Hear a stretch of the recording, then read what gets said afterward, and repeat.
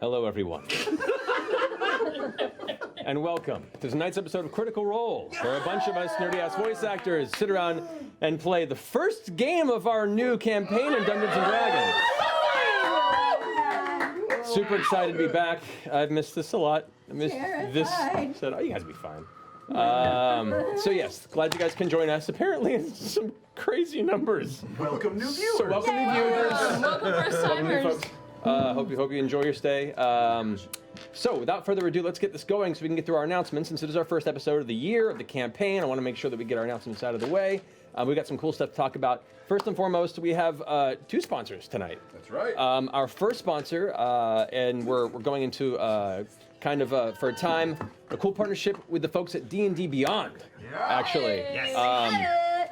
they've been really awesome, and we've been talking. And anybody who hasn't seen it, it's an online digital tool where you can create your own D&D character. They have options to purchase any of the current D&D books out there and carry over any of the character options and racial options over into it, so you can basically use it as a tool. We'll be using it to help us out in the game as we go, because it's actually got some pretty cool stuff. So excited about that. It is DNDBeyond, by the way, .com if you haven't seen it, not the ampersand, it's DND. As in. But yeah, so they're going to be a long-term partner for the show. So they're working with us through the start of this campaign. We're super excited to be with them. But yeah, so we're excited. You can currently activate, it should be now, some Critical Role content on there. They should have available the Blood Hunter class that I created a couple years ago and kind of refining. Should be available for you guys to find on the D&D Beyond, which I'm excited about. And there's a one-time discount of $10 off any digital book in the DNDBeyond.com marketplace if you use the code word beginnings. Going in there right now. So yeah, get a chance to check it out. So I'm super excited to have that, guys. So you apply that code at checkout to make it happen. So in case you're confused and trying to get it to work. There's a bunch of stuff to explore on there and a bunch of cool ways to incorporate the existing breadth of D&D lore and options in there. And now you'll have some of our stuff in there as well, and hopefully more Critical Role content and Tal'Dorei content and Exandria content down the road to also be available on there as we go. So super excited about that. Thank you guys at D&D Beyond for being awesome. We also have our second sponsor, Sam, if you want to take it away. I'm our second sponsor. Welcome new viewers. Every week or many weeks, I am charged with writing the ad for the sponsor of that week. I did this one way back in mid-December, so it'll feel a little stale. Sorry, I didn't have time to write a new one. Apologies to our sponsor. But our sponsor tonight, our second sponsor tonight, is Backblaze. Backblaze. They offer unlimited cloud backup for Macs and PCs. You can restore from the web or via hard drive. They'll even overnight FedEx a drive to you. And because it's Christmas season, I wrote this.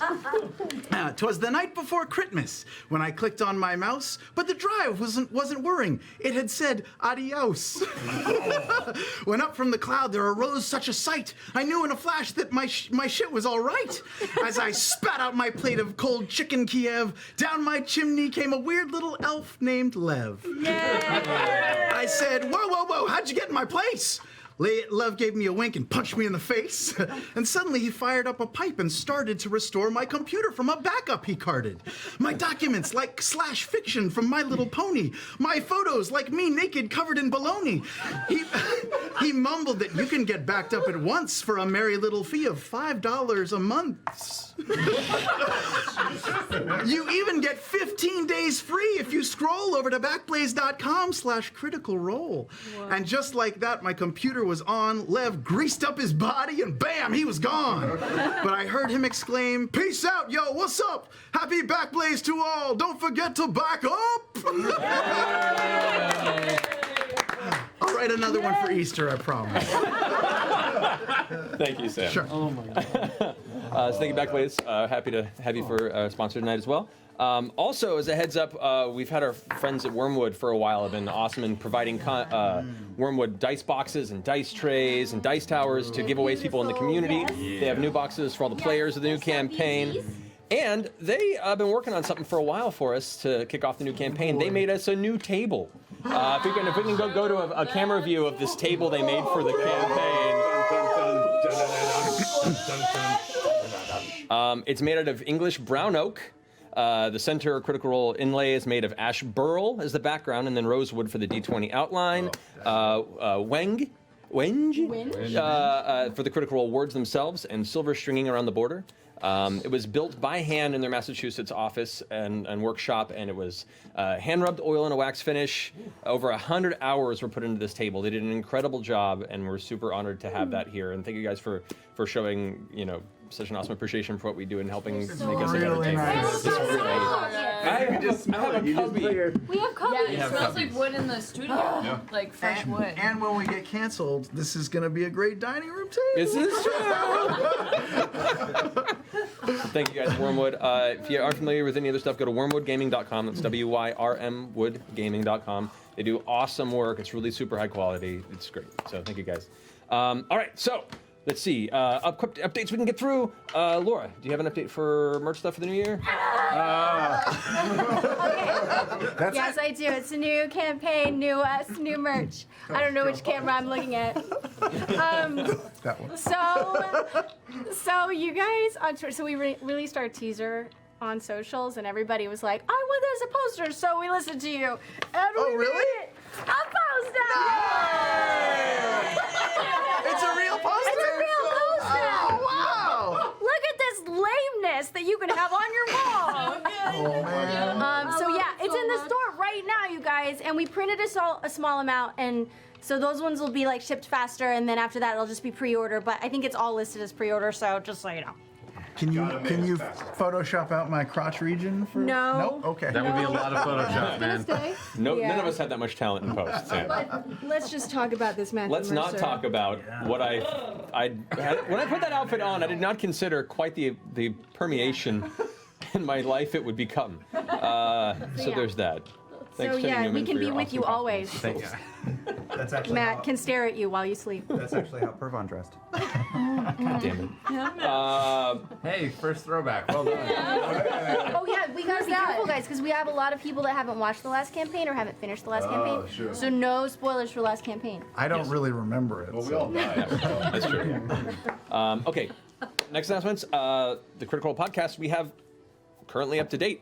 All of Vox Machina. Oh, shit. All of Vox Machina's story. The whole first campaign is now on the podcast. You can find it where finest podcasts are downloaded. And do we have an update as far as the release schedule for this podcast? Yes, we do. They will be releasing 1 week after the We Are Live. So they will be 1 week behind. Yeah. Great. So But we're on a yes, Thursday? They will be releasing on Thursdays cool. the week after. so Fancy. Don't have to Yep. wait. yeah. Oh, so you can listen to it in the morning and then watch it live at night Oh man. Sure. if you have a lot of free time. Yes, you can. Yes. Or a really long drive, Yes. maybe. Or really long Extra drive. 8 Yes. hours to spend Yeah. every Thursday. To be fair, you guys would have about as much free time on a Thursday as I would. Cool. So look forward to that. Comic book issue 4 of Critical Role Vox Machina Origins. Liam, when does that come out? It is coming out on the 24th of this month. I've read it. It's so good. It's real good. It's so good. You guys, Vox Machina's story ended at this table, but it is going to live on and on and on, at least for 3 more issues. Yeah. So thank you very much. Check it out everywhere. Yeah. On Comixology. Zune, on Dark Horse. Palm Pilot, Dark Horse app, Comixology, LimeWire. I think and it's- you can find it there. LimeWire. You know, Yeah. finally. Fucking Napster. Okay. That's okay, guys. Got a couple more things. Thank you for hanging in there. As far as con appearances go, I actually fly tomorrow to Miami, Florida for Paradise City Comic Con. I'll be there tomorrow till Sunday. If you guys haven't are in the area, come say hi at the convention. It should be fun. I have panels and signings and stuff. So hopefully see you there. Also, I'll be at Lexington Comic Con and Comic and Toy Con in Lexington, Kentucky, March 9th to the 11th. Oda Fest in Calgary in May 18th to the 20th, and A-Con in Texas, June 7th to the 10th. So. Wow. Lord. That's a lot. I know. Please, I know. Matt. We I know. have Emerald City Comic Con, me and Travis. Awesome. First weekend of March. Yes, that's Yep. right. Badass. Yeah, Portland, come see ya. Cool. Not Portland. All right, so Seattle. paring it down. We're finishing up here. Thank you for your patience. Go. With the new campaign, I want to renew our appreciation for and make sure that we push to you guys that we, from the very beginning, have been supporting a really amazing charity called 826. 826LA being our local chapter. They have 826 groups all over the United States that they do after-school creative writing and a lot of great creative classes for children who are either underprivileged or don't have opportunities to go to these types of classes. They do wonderful, wonderful work, and we've been supporting them from the very beginning, and we're just doubling down on that for this new campaign. You guys, as a community, have been fantastic in supporting them and all the charities that we've supported from the very beginning. Christmas every year has been a very prime example of that, so I just wanted to continue to push that forward, share the love, and big thank you to 826 for being such an amazing source of creative drive for so many young kids who normally wouldn't have that opportunity. So you guys are amazing, and show them your appreciation if you can. Yeah. Final shout-outs. One, thank you to Ian Phillips of Iron Tusk Painting, who has painted the miniatures for this campaign. He actually painted me and Marisha's cake toppers for our wedding, and whenever you've managed to see the miniatures for the campaign, you can know that it's his handiwork. You can soon enough. Also, fun fact about Ian Phillips, I grew up with him. What? Which I didn't know that until like a month ago. He was one of my brother's best friends when we kind of first moved out here to LA. And so when that name was floating around, I was like, wait a minute. And then we reconnected back on Instagram. So it's such a crazy story. What? You know, Critical Role brings it all back around. I love it. So you can follow him at Painting Tusk on I've had Twitter. him paint like 20 to 30. I'm kind of addicted. 20 to 30 miniatures. best. They're He's amazing. amazing. He's amazing at what he does. And final thank yous to Warner Brothers and Monolith Entertainment for letting us incorporate the Shadow of War soundtrack into our Critical Role soundtrack here on the air. So those will be coming into the new campaign. And super excited, CD Projekt Red has been nice enough to allow us use of the Witcher series soundtrack to also incorporate into the campaign. Honestly, when we started playing at home, the Witcher soundtrack was most of my music, and I couldn't use it when we started streaming, and so it's been kind of a cool full circle to be able to bring it back in. So, plus it brings a unique flavor that kind of works with the new campaign setting. So, with that, I believe our announcements are done. Thank you for bearing with us.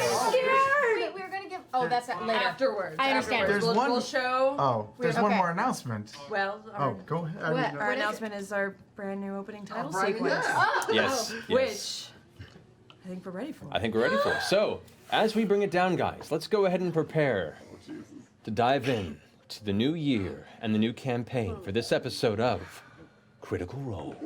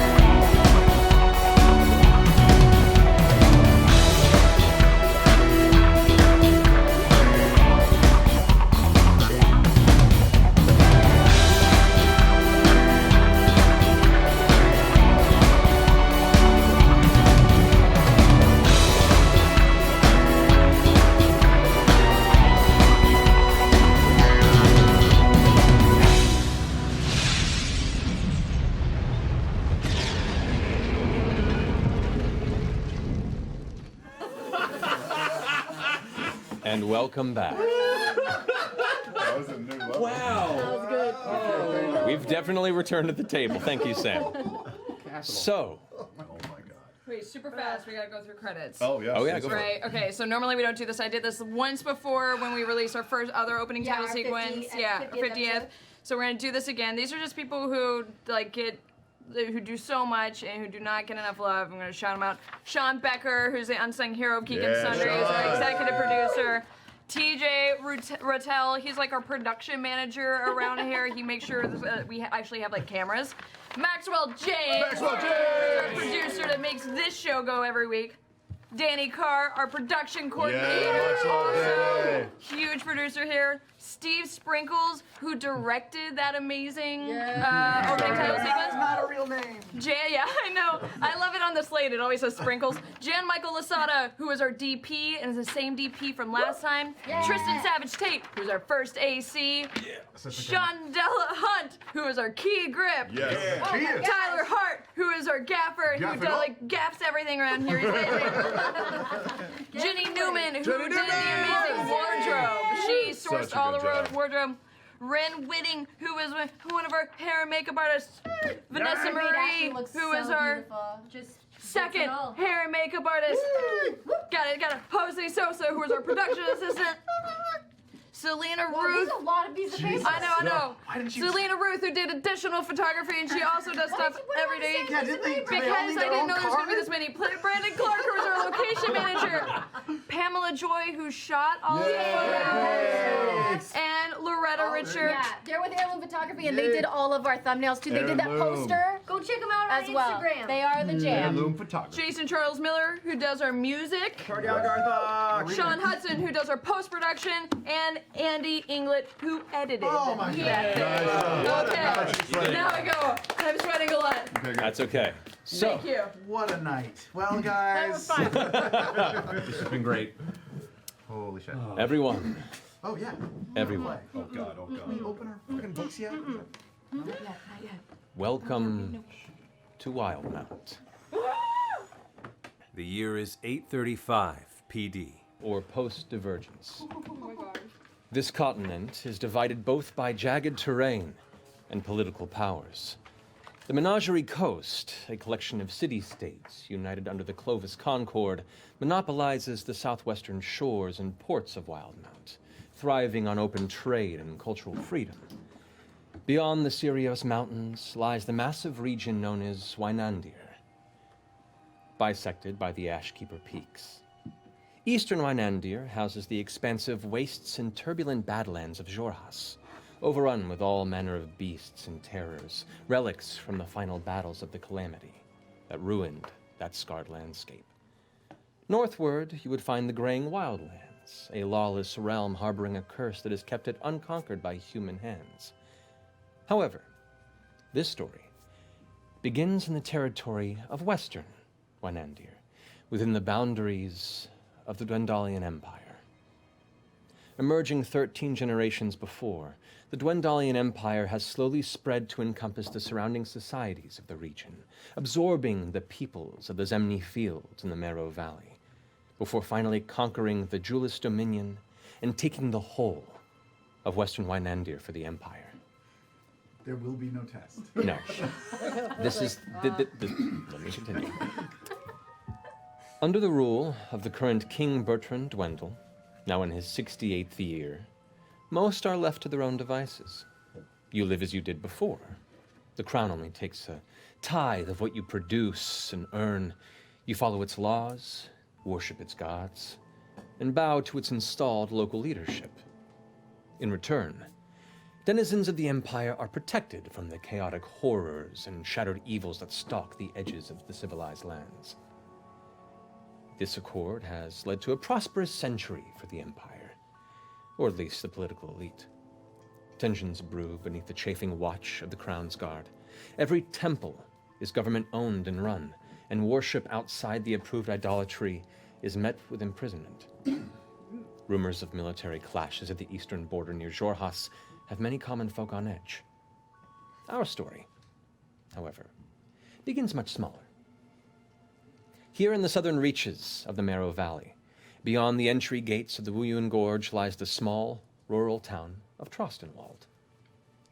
Bordering the blue waters of the Ustalok, this town came to prominence near the turn of this recent century, when the surrounding fertile farmlands were discovered to produce a unique type of grain and wheat, leading to a boom of breweries. When the glut subsided, 3 large families stood triumphant in the local business of fermented delights. Now Trostenwald thrives on their exports of fish, crops, and ale. Here in this sleepy trade stop along the Amber Road, a handful of wandering destinies slowly begin to intersect. We begin in the early hours of the morning on the day of Grisson, in a messy room on the second floor of the Nestled Nook Inn. A bleary-eyed, bruised man in a tattered coat slowly wakens from his lengthy sleep, catching his small, snoring ally curled at the foot of the bed. Liam, if you would like to describe your character, please. Oh my god, no pressure! Were we supposed to prepare this? No. I'm pretty filthy. I have sort of a mess of reddish-brown hair and really filthy road clothes. I wear a long coat that I slept in. I slept about 20 hours last night. Geez, unshaven, a bit of a mess. So far, you're just talking What about color current are your Liam right now. eyes? I need visual. They're blue.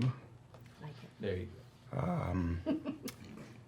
That's it. It was a rough day yesterday, and that's it. All right. And your name is? Oh, Caleb. Caleb Widowguest. All right. As your smaller friend curls awake, Sam, would you like to describe your character?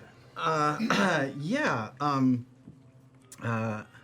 I am a little goblin girl. I am a goblin. So you know, the green skin, the green hair, the yellow eyes, and she wears not great clothes, just like her traveling companion there. She kind of hides in the shadows a lot because she knows goblins aren't kind of welcome in this part, and that's about it. I mean, she's a little skittish, and right now she's probably stirring awake as well, right? What's your name? Oh, not the brave.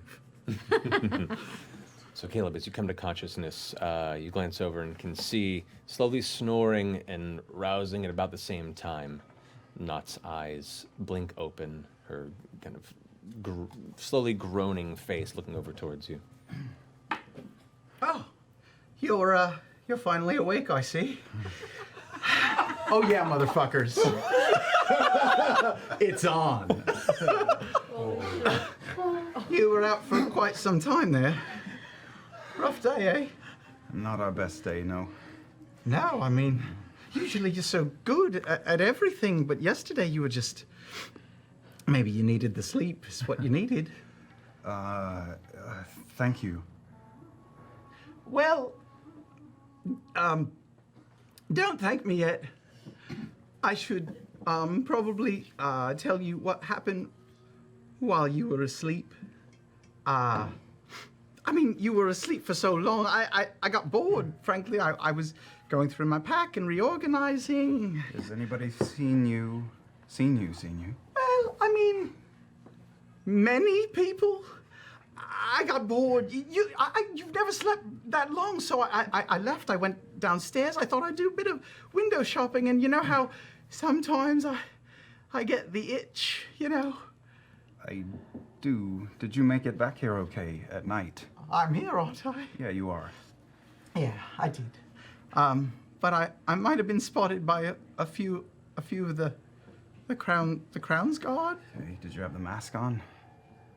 No, I didn't. But they didn't catch me, so. Okay. Listen, I'm sorry. Sometimes I get the urge. I've got to take something. You know, I was trying to replenish what you lost yesterday, and I failed. Well, we discussed coming to a bigger town. It's going to be a little more difficult now. You can't go. It was easier on outskirts. It was easy in farms, but we can't do that here. I know. I'm sorry. No, I know. You're right. Yep, it was. I just got a little bit, squiggly. That's all. Okay. Well, I think today you should have the mask on at all times. Yeah. And, good idea, Caleb. Yeah.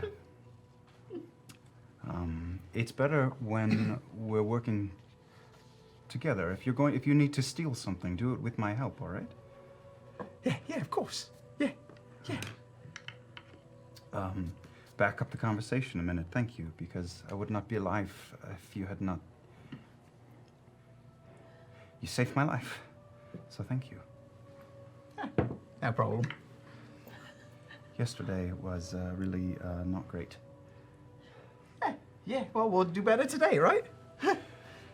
Sure we will. Are you hungry? Oh, yeah, I'm starving. At this point, you notice the gentle smell of cooked meats and the promises of mediocre porridge and eggs just barely begins to creep beneath the subtle floor of your room and meet your nostrils. Well, what are we going to do today? I can go down and get breakfast and bring it up here. At least, I don't know. I mean, I'm a little wary of just splashing back into the town right away. Well, let's go down and get some food. I'll come with you, because, as you said, we're better together. Mm-hmm. And we'll take it from there. You need some books and stuff, right? Always. All right, well, that's on the to-do list. All right, well, let's get something to eat then. All right, so you prepare yourself with your mask set over?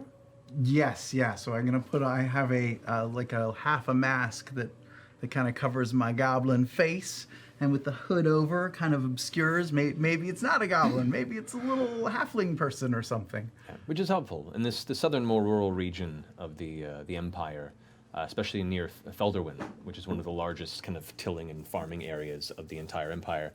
There's a very heavy halfling population. And so while this city is not the core of it, I'd say you probably see a larger 20 to 25% of the population here in Trostenwald is halfling. So you can pass off pretty decently as long as you keep away from discerning, intent eyes. So the two of you manage to gather your things for the time being, wander down the stairs from the top floor down to the base of the tavern, which the air is already bustling with townsfolk and all manner of travelers preparing to take on the day's responsibilities. Yorda, the 40-something woman barkeep with the shoulder-length blonde hair and weathered skin who you had previously rented your room at the inn from, frantically darts behind the bar while the red-headed barmaid rushes from table to table. It seems that the clientele is a bit more than they were expecting this morning. Yorda yells from behind the bar to the barkeep, "Adeline, 2 more brights and a bit of mush at the corner table." And she kind of looks like, "I'm working on it!" And she runs over and heads back to the kitchen. There's a faint bit of music as 2 kind of slovenly looking musicians in the corner are trying to work for tips with a small hat on the floor that looks like nobody's thrown any coin into it. But the tables are fairly busy, except for maybe 2 that appear to be available between the 2 of you guys, if you'd like to find a seat. Okay. Sure. Is that easy to do, to find a seat? Yeah, you walk over to it and you sit down. Is Crazy how that works. this It's a D&D works, What do we roll for?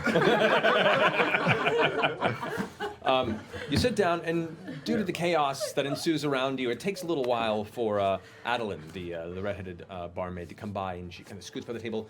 "I'm terribly sorry. What can I get you?" Meat if you have it, but if you don't, that's okay too. Potatoes, or if bacon if it's on the menu. But really anything. I can get you all 3. It's fine. What you want A trust for each of us, please. for breakfast? Yes. I like you. All right, 2 trusts and a bunch of meats. Be right back. And she rushes off. She kind of pulls her hair back and ties it as she goes into the kitchen, kind of getting ready for the midst of chaos. While you guys have a moment there at the table, you can hear conversation muttering around you, and you have a brief bit of privacy to discuss. No, yes, I need books. That's true. But did you find drink yesterday? I have a little left in my flask. How much? Just a couple swigs. So that's also on the to-do list then, yeah? I mean, if you don't want me to get too jittery, yeah. All right. Okay. So we'll do that first. All right. All right. All right. Short time passes before the 2 platters are rushed over and scattered across the front of your table with a clattering pile of meats there set for you. A little bit placed on the side because you might need, especially with the look on your face, Adeline kind of gives you a glance, goes, "Put something in your belly." Thank you. Comes back and slides 2 trusts to you. Remove my little mask, and then just go.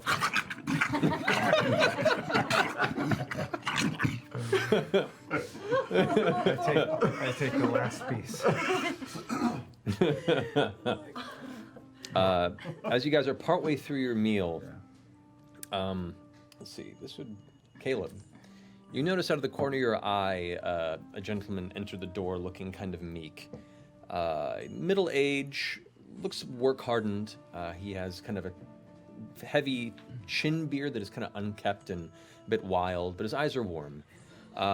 He's holding his hat in his grip, and he scans the room with an eager glance before his face brightens and he begins to push his way across the room, kind of in your direction, it looks like. Oh. He scoots over towards your table, and as you're about to turn and kind of see what he's about, Putting my hand on my purse. he pivots to the table next to you instead. He turns to you three. We've just been sitting here this whole time. Yeah.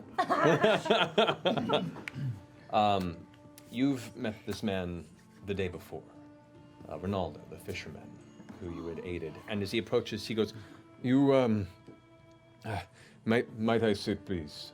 Of course, take a seat. Okay. What's that? And as he sits down in his chair, I would ask each of you to please describe yourselves, please, starting with you, Laura. Oh, well, okay. Well, I'm just, a little blue tiefling, that's all, with blue hair. And, I'm wearing like a pretty cute dress, that's all. And, I'm having a good time, we're just having a good time here at breakfast. All right. And you? Yeah. I'm, simple girl, simple needs, just wearing like kind of nice baggy clothes, some monk vestiges. They're in kind of like nice blues and grays. You notice I have a blue sash around my belt. Got a nice shave kind of going on, little undercut. Looks like maybe I put on makeup like 2 days ago, and I'm like, yeah, it's still holding up. It's fine. I can work with that. What's your name? Oh, we'll get to it. Okay. And thank you. And Travis, describe yourself, please. Yeah, I'm here too. Oh, what?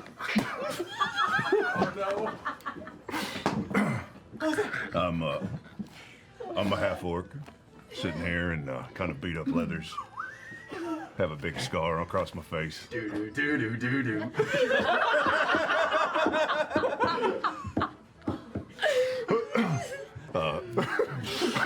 Green skin tone, and kind of got some like piecemeal armor put together and stuff. But my name's Ford. You're very handsome. I just need to tell you that. Thank you, appreciate that. Which, as Ronaldo sits down, clutching his hat still in his hand, says, "And I thank you for your time, Ford. And I apologize, I forget your names. Beauregard. And Jester. Jester. Thank Yes. you. You all came when no one else would yesterday, and because of you, my daughter is still alive. Oh yeah, sorry for being like a pessimistic asshole, by the way, when you first came into town. Oh, that's okay. I'm We not live used to by things these like parts. turning out good, so. You do well this side of the empire. Anyway, Yes. I won't keep you, but we spoke yesterday, and I didn't have much to give you, and sent you away with nothing but my gratitude. But I've been asking around the other fishermen in our lockspan, and we've put together a little bit of coin for your troubles. So, and he turns his cap over onto the table, and this catches your attention. You hear this clattering of coin. Your eyes kind of glance over, especially you, Not, and watch as he beeps this pile of what looks to be mostly copper and silver pieces with a couple of glimmers of gold. And as soon as it clatters across the hardwood table here in the center of the tavern, other faces begin to turn and kind of gather attention as to what's happening over here in the back edge. And he kind of takes his cap back and pushes it forward towards all of you. It's kind of dirty. You can see cracked and very, very calloused fingers kind of shoving it in your direction before taking his hat and placing it back over his head. Did they That's all, so cool. those coins went all over the floor? All over the table. The table, okay. I hope it's helpful, but thank you. Yeah. No. Oh, wait. We can't accept this, right? I mean, it's too much. We're supposed to, like, at least say that, right? And then, like, still accept it. Right. I think you're supposed to do it if you say it. Well, I mean, he did go around to a bunch of people. That was a lot of work on his part. I would hate to make him go back to all of those people and give it back to each individual person. Fine. If he didn't keep a ledger, you know, we wouldn't want to do that. It's rude not to accept a gift, right? It's rude not to accept a gift, right? It's rude not to accept I a would gift. hope that is the case. Anyway, thank you very much. I'm sorry for getting in your way. And he stands up and gives you all a nod and kind of rushes out of the tavern, a little embarrassed by all the attention that's now placed on him by the other patrons. And as he leaves, everyone kind of goes back to their business. A couple of wandering eyes just starting to count what coins are there as you slowly mitt them in your direction. Oh, divide it up. Okay. How much? It comes to, there are 4 gold pieces amongst the pile, Okay. 22 silver, and 48 copper pieces. Gold, 22 silver. Can I clock How many? the room, see who else is Copper? watching her Perception count? check. Huh? How many copper? 48 copper. Is this the 48. first roll? First roll of the campaign. Oh, come on. Natural 20. And that's how you started. All right. So I'm leaving it to you to do that counting. Which is really hard for me personally, but there you go. How do you split up 4 gold? We have 4 gold and there's only 3 of us. I don't know. Well, I actually did pretty good at that card game, so you can have mine. Oh, Yeah. I will. Okay. So 2 for each of us. That's great. Oh, that's a good 1 for you, 2 for me, 2 for... Oh, wait. No, that doesn't make sense. She's your treasurer?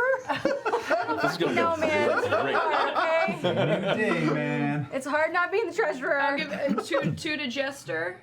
Sweet. 1 for you, 1 for me. Thanks. And then 22 silver, that's...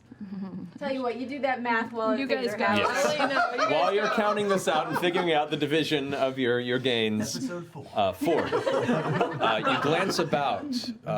You're narrowing your orcish eyes across the room, and you can see 2 other tables. There are some gentlemen who are peeking over, and as soon as they meet your gaze, they go right back to their business and completely shrink away. There are 2 gentlemen, or I'd say there's a man and a hooded figure at a table immediately adjacent to you. The man looks rather filthy, his hair a bit unkempt, and he's trying to just finish his drink. However, the smaller, kind of halfling-looking figure is just glaring intently and is slowly leaning in the direction of the table. That's creepy. Fucking disgusting. God. I think we have people watching us. Who is watching us? Well, just take a look right over there. Don't arouse suspicion, but did you hear all that coin hit that table, Caleb? I did. It's on the table, though, so I think on the table it will stay. Yes, but we could follow them out.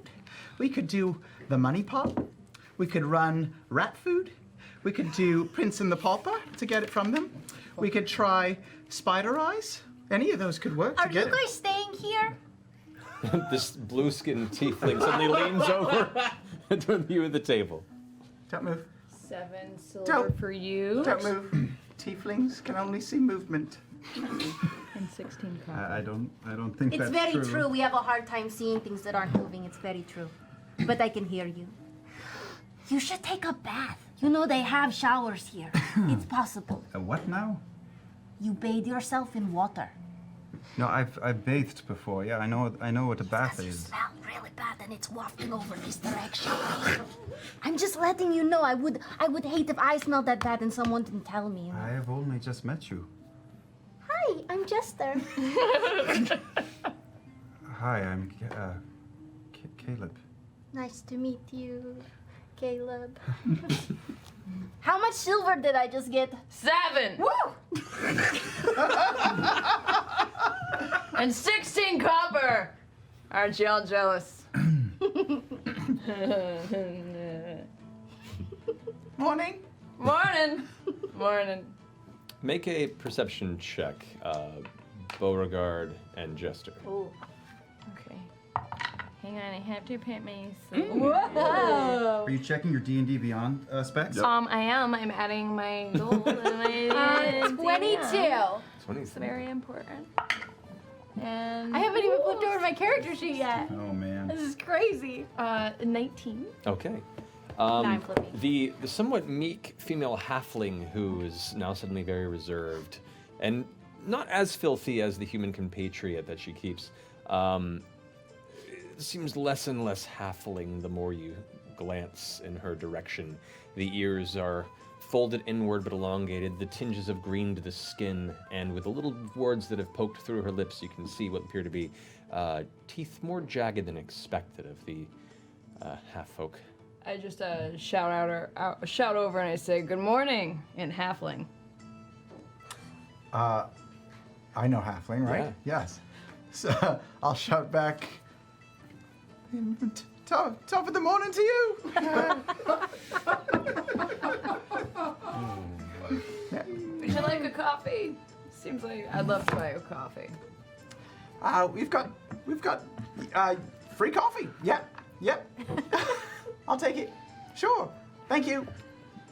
Being mighty fucking friendly, they were looking at our coin. Why can't they have been looking at me? Maybe they were looking at me. I didn't think of that. Yeah. Yeah. Maybe they were looking at you. I don't As wanna think of Jester said, you're handsome. Just, Yes? not. He said jest. I just thought you said my name is all. Oh, I said your name. Oh. Oh, they might have said your name too. Never mind. I don't never know. mind. We're good. Could I get another trust over here, please? Two, please, right away.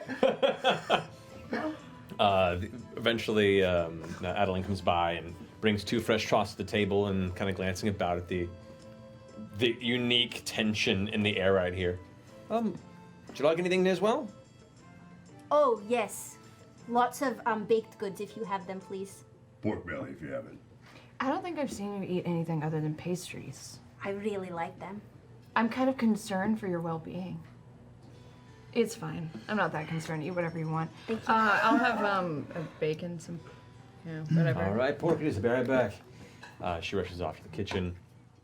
You guys just continue to awkwardly stare at each other. I'm going to put my hand up and say quietly to Not, the money pot is not for them. It's not for them. It's for farmers. Okay? Yeah, you're right. Not these 3. Yeah, that was stupid. Yeah. Did you notice some whispering? With your perception rolls earlier, yes. But I said it Don't- really quietly. She rolled a 22. But she can hear my little whisper. I mean, I No, did you heard this. the whisper. You're not sure what the words are. Okay. And you But I can see you that can they're see that they're definitely whispering being- about us. being Yes. mysterious. Okay, cool. In halfling, I'll say to whatever Bo. Bo. Bo for sure. It works.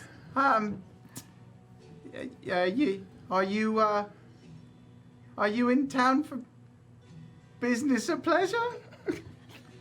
Can I insight check him? See what he's hiding? Make an insight check. Okay. Oh my god. What's my insight? What is he I gotta saying? remember. What? I mean, you are a girl. What are she saying? Shit. That's really hard to remember now. You're asking me what I'm saying. Yeah, what did you just say? 13. 13? I mean, seems to be genuine, hard to read through all the wrappings, shadow, and the hood still obscuring the face. Are you cold? Are you at the? Do you have the mask you- on right now? I think I do. Okay. Yeah, it's this kind of porcelain covering that has painted lips, and it's a little Really cool. it's a little unsettling. I mean, I'm sorry not to be blunt, but you know, it's pretty obvious goblins are not welcome strolling about in town. She's a goblin. Yeah, but you don't have to make a big thing of it, all right? There could be people who don't. No, that's right. She's my companion. She's my friend. There's nothing to make a big deal about. That's why she's wrapped up. Just leave it, please. I didn't ask why she was wrapped up. I know. We're not making a big deal out of it. You're That's making a fine. big deal out of it. Somebody asked why No, she's wrapped nobody up. asked. Somebody said the words, this is Liam, why are you all wrapped up? Oh. No, I asked if she was cold. That's She had a concern. hood. That's and concern. As Caleb finishes oversharing, Backslip is over. It's so over. Those old times, man. That was a different universe, different life. That was Earth 3. at this point, there is a bit of a commotion towards the entrance of the tavern. two shadows step into the doorway of the nearish noonday sun. The figures, one kind of eclipsing the other from behind, begin to step in.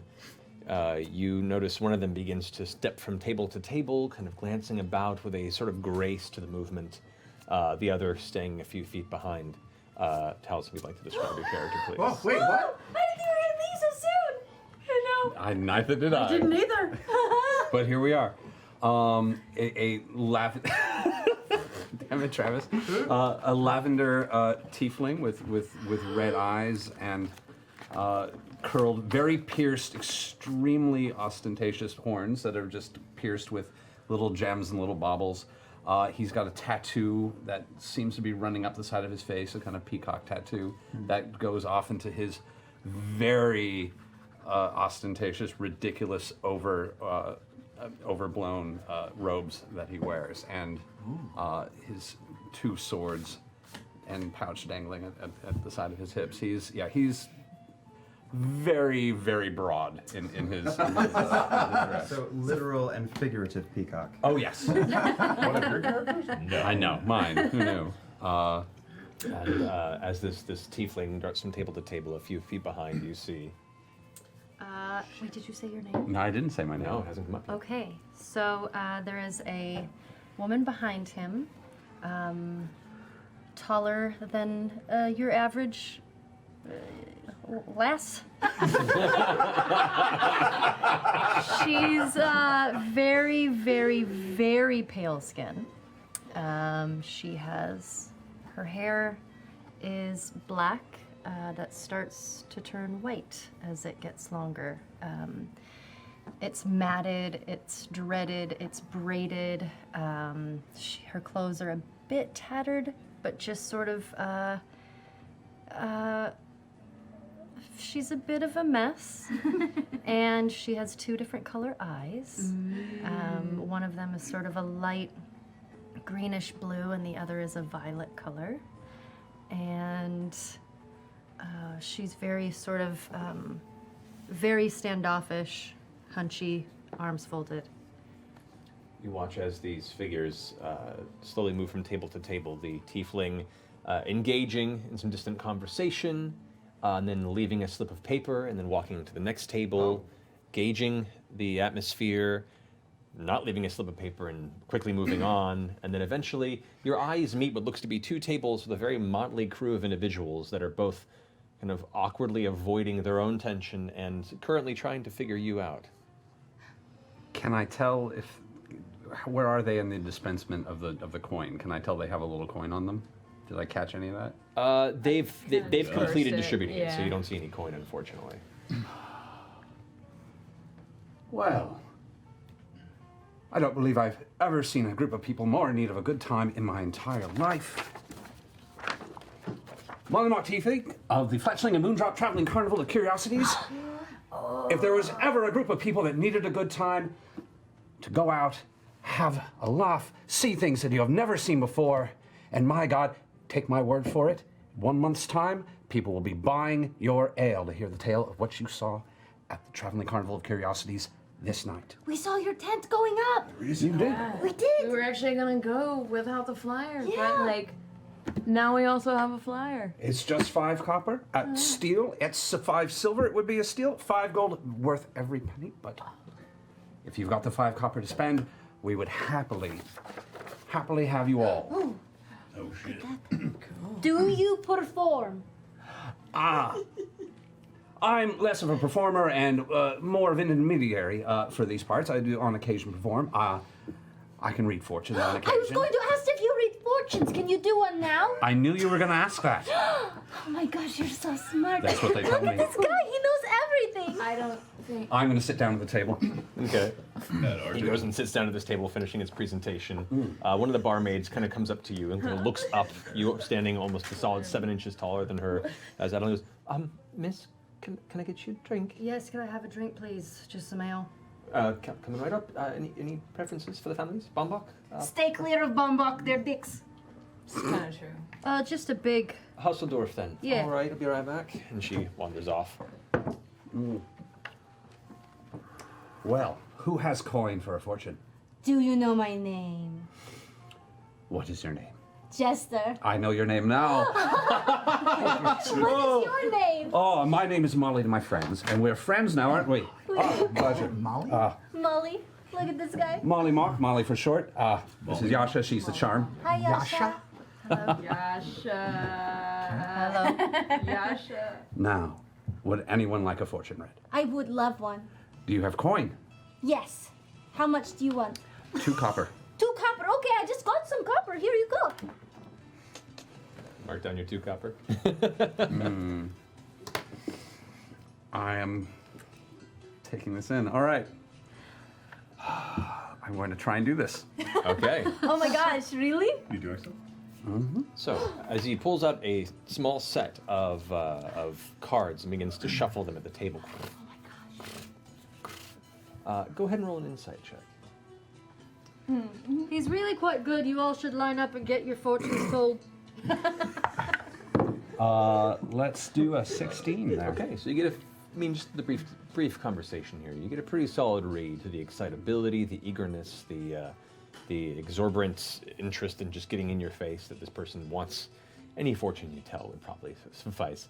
Go ahead and roll a sleight of hand check as well. Look at this fucking game. Also 16. Whoa. Yeah, and you feel pretty confident that her eyes are locked onto your eyes at the moment and not the deck as you set up a proper reading. And the cards are shuffled, they're set, you place them before you, and you may give your fortune. I'm gonna just keep my eyes open for any tricks of the hand, sleight of handies type Make a trick. perception check. Okay. Perception. 14. 14. All right, everything seems pretty above board. Oh. Your first card, the Silver Dragon. Yes.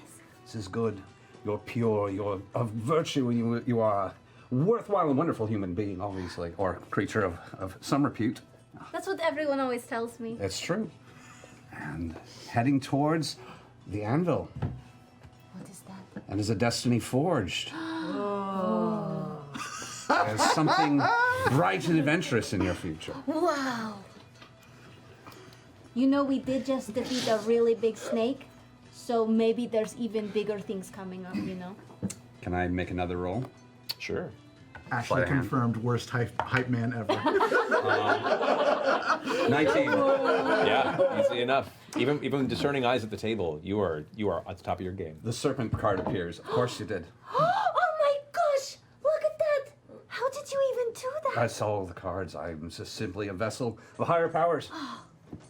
DM. While everybody's watching this shit happen, may I cast Detect Magic in the room? You may. You kind of lean back and subtly begin a brief muttering of an incantation. Your fingers kind of wash through the air with a faint silver gleam across your fingertips. Nothing magical shows up in the immediate vicinity. Will you ask the cards if I'm going to find them? He's bullshitting her. If you're going to find her, Him. give me a little bit more. Who is this him that you're looking for? I'm looking for my dad. 14? You fumble for a second, but the card still finds its way through without issue. Pushing through. The eye card pulls up. You've already found the clue you're looking for, you just don't know what it is yet. Really? Apparently. That's what the cards are saying. Oh, wow. It's right in front of you. Does it say how long ago I found it? Because that's... Sadly, I don't have that sort of specifics. That's much more expensive. Oh, that's going to take a lot of thinking. Well, you find us at the show, you'll find my tent, and I'm happy to give you a more complicated reading. I can't wait. It's going to be so much fun. So much fun. Yasha, at this point, the barmaid, Adeline, comes up and hands you the ordered ale. Thank you, my lady. On the house. On the house. Is our good Very fortune kind today. of you. Do you perform the circus too? No, I do not. I just, I put it up. Oh, cool. Yeah. You're like The tent. a roadie. Yeah. It's a big tent. It would take a lot of work. I put up the stage. I move things around. I'm very strong, but I don't do anything in the show. some of our acts are a little complicated with performers who are not of the traditional variety. Can make some of the locals get a little shifty, if you know, and it's good to have a few people around who are capable of keeping issues contained. Yeah, is that why it frighten says people. no admittance to the elderly? You don't Oh, want to yes. deal with those Riley Or the elderly. ill. Or the ill, yeah. Why no elderly, though? The ill kind of makes sense, but elderly? We cannot be held responsible for anything that may happen to someone who is ill or infirmed. It is such a exciting, impressive show. We've had people die watching it. Really? Yeah, Just it's from that excitement? exciting. Just from excitement. Wait, they died in the show or from watching? Yeah, just like heart attack. Wow. Just from getting so It excited, can be I a guess. lot. Oh, man. Rat fire. We gotta get so wasted. When is it? How long is it? When is it? Well, it is actually the day of Grissom, and your first show is tonight. His first show is tonight. Well, we have plans tonight. Hey! Do you stinky people want to come with us? Kaylee, we don't have any plans tonight. I guess we could go along. I wouldn't mind seeing. It'll be fun. Or you could stay here and buy beer for the people who do see the show so that you can hear all about it and pay Yeah. more. Yeah, we can go. This is going to be so much fun. Yeah, it sounds like a good night. Yeah. Look at all these friends we're making here. This is a good city. Yeah, it is. Yeah, yeah. Well, you are all the most charming people I've met in, yes, I finished my beer. Well, we better be getting on. Yep, nice to meet you all. You're so wonderful. Charm, pure charm. See you tonight! And as they get up and leave you, Yasha just downs her entire ale, slams on the table, and then both of them walk out, passing a couple more flyers at off tables, and then exit out into the rest of the day's sun beyond your sight. She was awesome. She didn't say much. That's why I liked her. Really cool.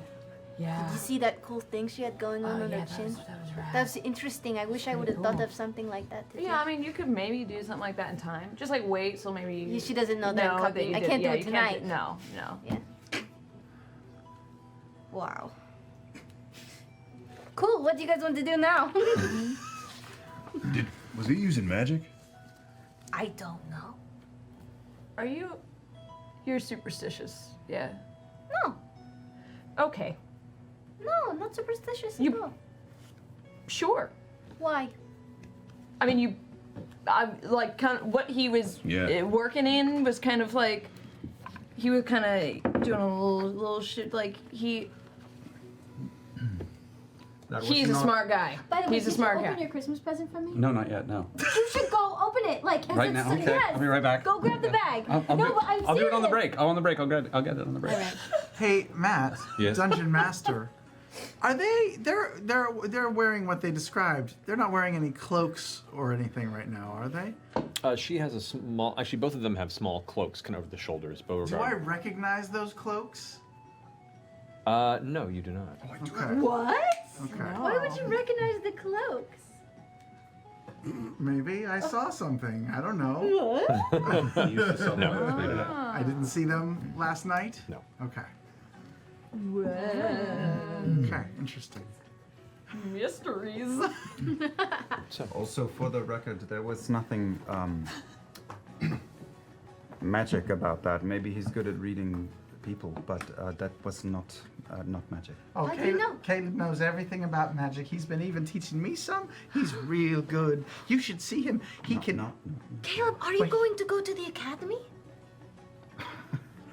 that's silly. Why? He But- could if he wanted to. He's really good at magic. He can make a cat appear and disappear whenever he wants. Really? Is that true? A cat? You watch as just beneath the table, this kind of orange, kind of patchy tabby kind of leaps up onto the. Begins to move. Oh shit. What's his name? Oh, Or her name? well, it is a he. Oh, This okay. is my cat Frumpkin. Frumpkin. Frumpkin, yes. Oh, can I call him Lumpy? You can call him Frumpkin. Look at this Lumpy! Oh. Made in England. That was a little show gift from Marisha. So this is Frumpkin. He's here. That's so great. Yeah. Yeah, and that's not all he can do. Caleb, tell him all the stuff you can do. It's You know really why? impressive. Sometimes less is more. I can do things too. With magic? Yeah. Like what? Like, Not to me, not to me. Like, oh gosh. Okay. Actually, these both. I'm going to use thaumaturgy, and I'm going to make all the windows in the place like open up really fast, like crash open. Okay, you watch as 4 of the nearby windows slam open with a sudden burst of wind, and all the various bits of torchlight that light the deeper, kind of more shadowed corners of the room suddenly darken and flicker. The music suddenly comes to a stop. Everyone kind of holds their position and kind of glances over to the table where you're all sitting. Jester, don't you remember us talking about keeping a low profile?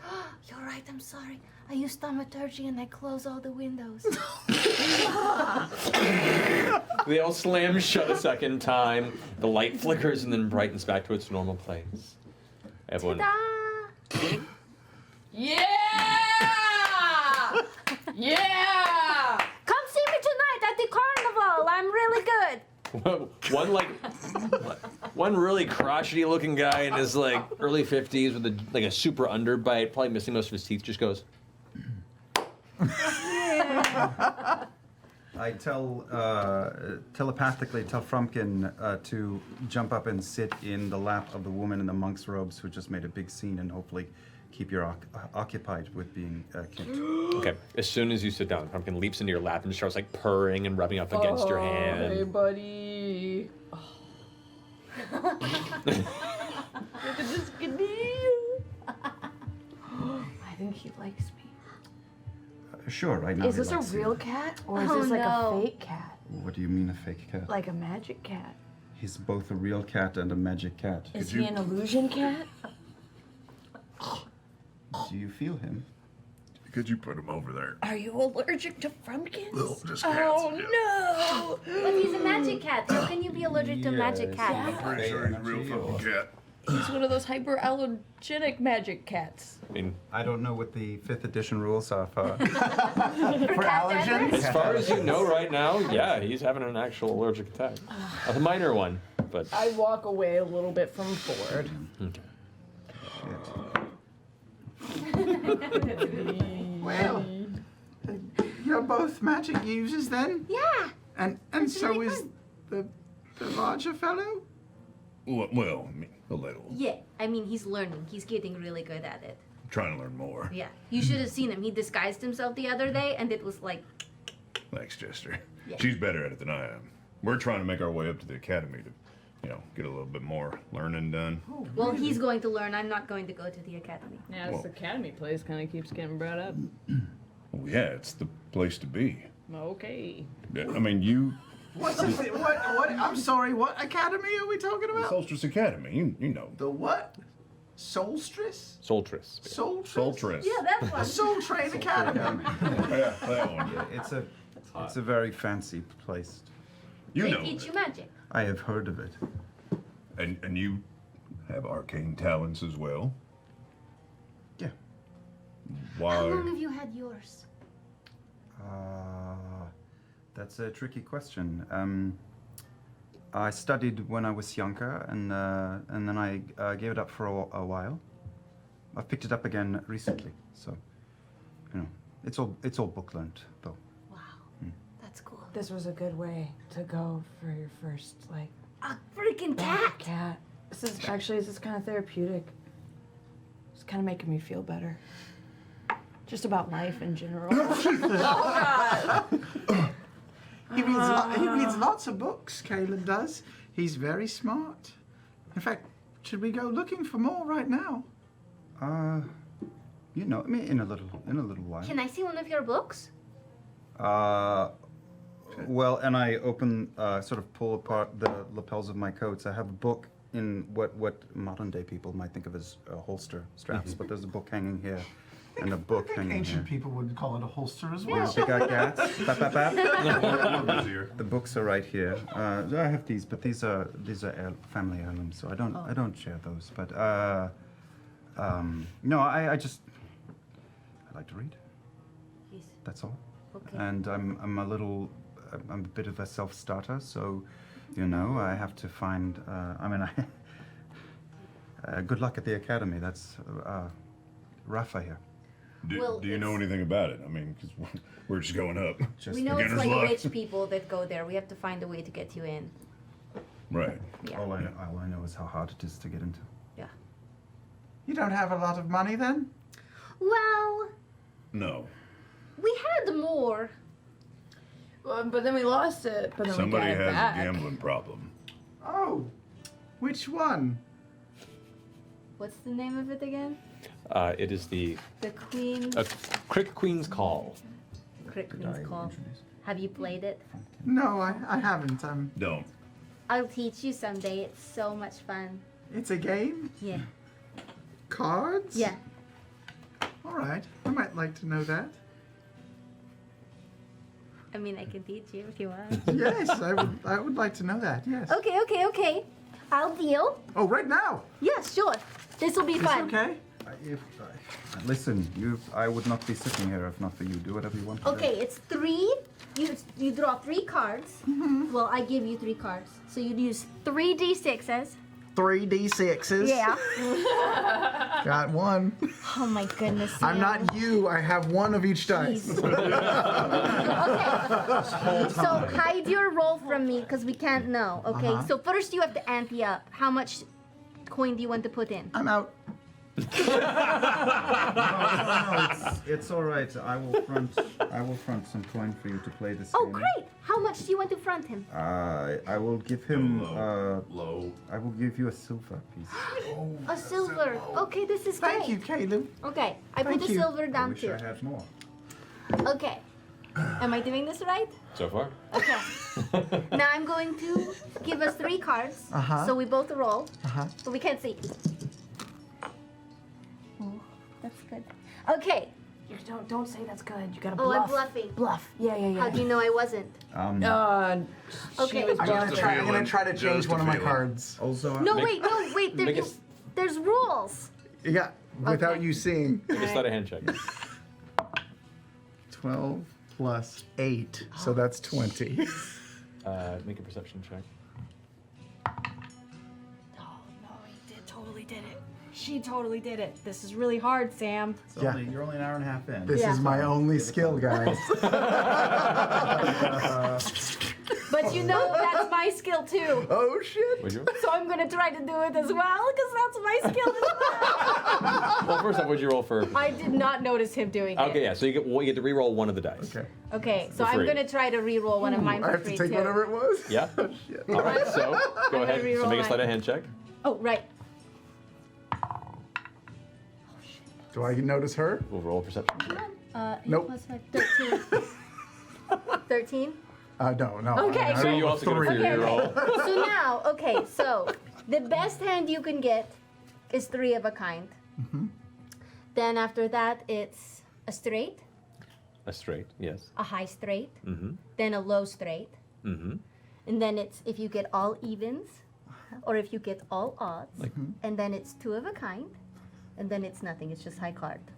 Okay, but now we put in a second amount because you can up the ante and you get 1 more card. Oh. No, but wait. What? You can put in more money and then I deal you a different card. You get to give some cards back, a card back, and I deal you another card. Should I? Caleb, do you have any more? Because you saved my life yesterday, you may have 1 more silver piece. 1 more silver. Okay, I'll keep it low too because you're only doing the 1. So I only put in 1 silver too. So it's a 4 silver pot currently. Yes. So- And now give 1 of your dice back, whichever one you don't want, and roll it again. So you get to re-roll. Okay, got it. Okay. And you get to re-roll one as well. I don't want to re-roll any. Okay. Okay. Now you show what you got, and we'll see who wins. I got a pair of 4s. I got 3 5s. Shit. So I think I draw all my this- short sword. I take my immediately money. grapple him. Make an athletics check. You make an acrobatics check. Acrobatics. Yep. 24. Whoa. Oh, 14. Whoa. So the female goblin draws a short sword. You reach out to grab, and she slips out of your grasp and is now holding the blade at the edge of the table.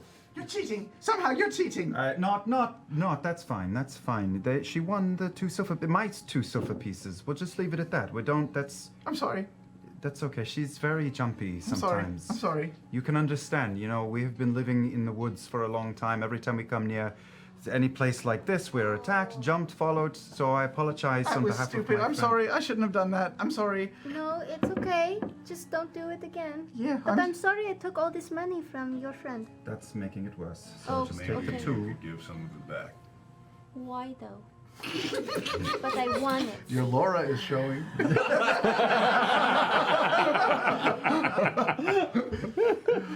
Tell you what, I'll give you none of it back. I can't. That's no. Okay, No, here's I one ins- I silver insist. back. I Really? insist. Okay, right, but he's I right, you should insist take all the it. way No, back. I And insist. then, You okay, should all right, take fine. It's mine. Thank you. Yay. I need another drink. A round of trusts for both our tables, please. See, isn't that the most fun? It's fun. Yorda looks over and goes, any preference of family? Not Buchbaum. On brand Buchbaum. it is. I'm impressed that you stuck to taking a guy's money in a training game. Right? That's Yeah. Oh wait, is that bad? Well, you know. Oh. Well, Training I only game. learned like last night, you guys. What is a training game? just meaning when she was teaching. her People the- took her the my game. money when I was learning. It's fine. It's water under the bridge. It's fine. It's all right. Another round is brought to your table. Now I feel You guys bad. can share a solemn post-game drink amongst You can yourselves. feel slightly worse. There's a drink on me. Oh, jeez, now I'm definitely giving you your 2 silver back. Don't worry about it, man. She's just a couple of wild and crazy guys.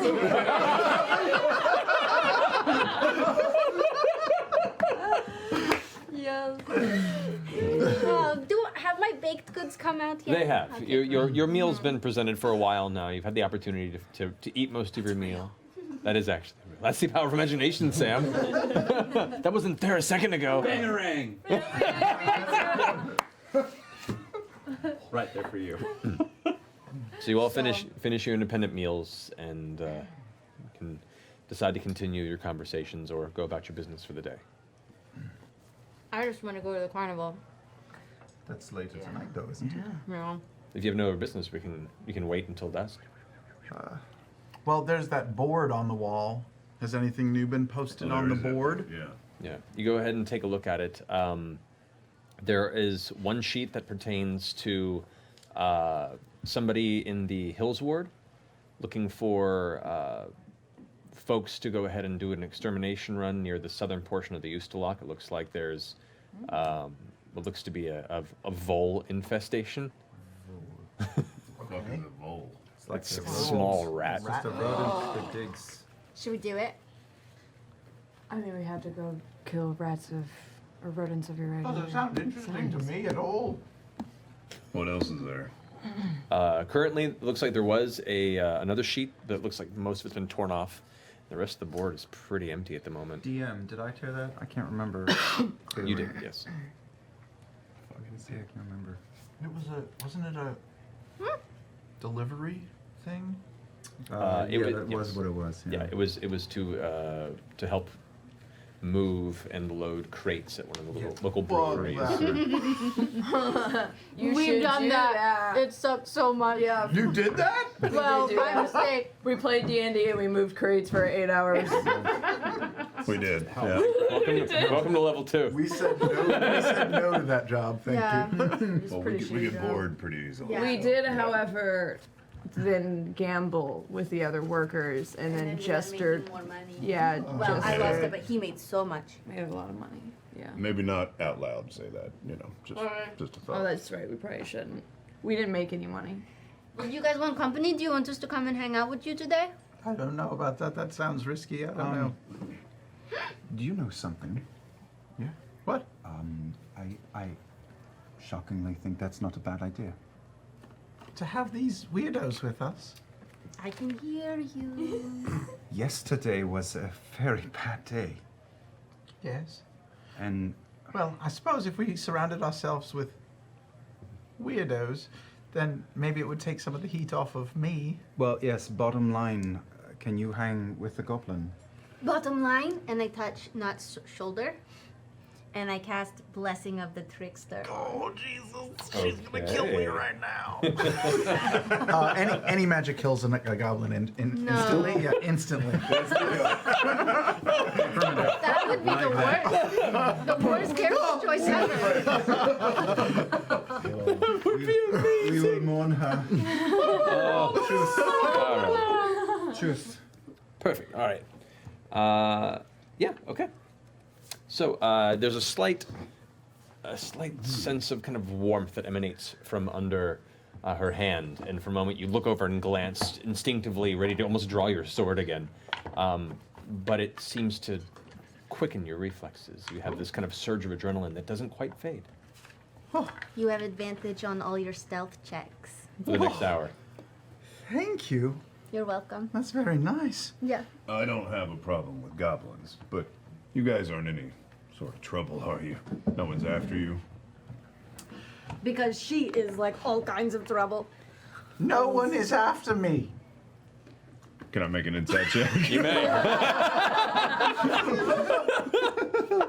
That's amazing. 13. 13. Do I roll? If you want to go ahead and try and lie, then make a roll. That's a 14, except -3 to performance. Weird. I've been waiting for this for so long. So feels that's an bad. 11. So, are you lying? I am lying. I am definitely on the run from someone. Yeah. Good to know. So, What's this? the mask. Oh, I'm just fascinated by the mask. Looks well made. Did you make it?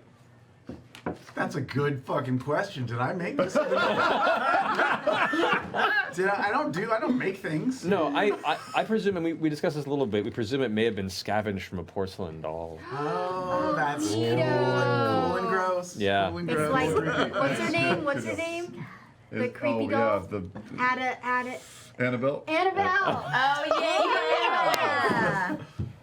No, don't say that. I don't want to see art with you with Annabelle face. Too late. The internet's running with that Check now. your Twitter. And it's there. It seems we have all day. What were your plans? Not much. We were going to sample the trusts, the different trusts, and I wanted to maybe do some book browsing. Nothing What's major. a trost? Brewery tour! It's an ale. It's ale. It's, Oh, we just can't go what by they the do here. bombok. Yeah. But What there's, happened with the bomb box? there are It's, two uh, others to choose from here. Yeah. They're who we loaded crates for. And They're then we kind of swindled their who we sort of employees. stole Didn't leave stuff on the from. best of terms. No. Which one is the DM? The Yes. one that everybody knows is got the blessing of Frida Lange and the. Is that the Von Bratt? No, that is actually the Bambach. Shit. Yeah. Yeah, the Starosta is kind of tied with the Bambach Right, family. right. Like Right. we're That's the- imaginary beer snobs. That's the now. one you need? Those are I the don't need- people no, that we've I'm just saying become. the one that you swindled It's the is end like time. got the blessing of the big cheese here. Oh. Well, why do you need it? We don't need it. It's just pleasurable to have a trust, is what they say. But she kind of needs it, I but need it. I need it a little bit. You need beer? Calms. Well, I prefer the harder stuff, but I'll take what I can get at this point. Oh. Yeah, I'm sticking with this fucking accent for the next 2 years.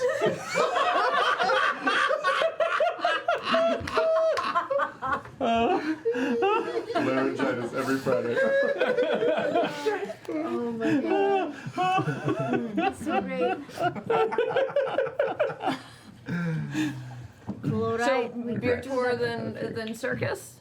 But I got to say, I just, I missed those two people we ran into for the carnival. I might but- just wait for the carnival. If we actually. just, montage through a beer tour, we'll quickly get to them at the That's circus. Yeah. Uh-huh. To the carnival. We can totally do that. Can't we just like Yeah. bring my book browsing down to like a single roll to see if anything of use? Yeah, we can do that. happens? We'll say if you guys decide to go ahead and travel, the 5 of you, you make your way through the town for the day. You coast around the Hustledorf family brewery. You meet Voss and June, who are the 2 very nice ladies who run the facility of the Hustledorf family. You avoid the Bombach, but can acquire Bombach ale from other taverns in the town, of course, and the Von Brandt family brewery. All of them, as soon as you say Trost, they correct you and say the family name. There seems to be, they're very intent on getting rid of the name of Trost as an overall discussion of Trost brand brews and trying to make their family name, like, there's an offense to the point where you're like, oh, Jesus, I didn't realize. Kleenex and tissue paper. Yeah, a little bit. All right. But you managed to get nice and sauced throughout the day. I take it easy. I have one more in the first half of the day and one in the second half of the day. Well, I don't have very much either. Okay. I'm gonna get- have tons. I get sauced. All right. Well, that being the case, you are poisoned. no, make a Constitution saving throw. Well, Whoa. that was crazy. 12. 12. Okay. You get a little woozy for a while, and as the sun begins to crawl towards the distant horizon, you do not manage to allow your meal to usurp your control. Oh, it's like the red bear. Yeah. Oh, don't remind me. Oh no. Dropping Good daggers. time. But so as the day comes to a close, you're fairly tipsy. You're not fully Great. intoxicated. For your trip, you wanted to head to the Hillsbrook Parchment and Binding Is again? that where I went the last time? Correct, Except not as myself. So yeah, I'll go as myself. Okay, go and make an investigation. All right. Don't fuck me, Vax. That is. That's Vax. That's Vax's dice. Yeah, the thing about even a light German accent is that when you say Vax and Vax, it's the same shit. So, that is a 12. A 12. You take the better part of 30 minutes or so, and you find there's a lot of books on farming techniques. There's a lot of books about how to grow, care for different types of vegetation, plants, various beasts of burden. You find books on the different seasons and what's best for different types of grain and wheats. You managed to pull through and find a couple of books that deal with discussion of the Menagerie Coast, that talk about the what's called the Clovis Concord. It's more of a discussion of the political structure that maintains all the city-states there. And the person who ran this place was an older man, right? Sipping tea. Am I remembering that Sheena, correctly? Yeah. I'm sorry. You have a nice selection here.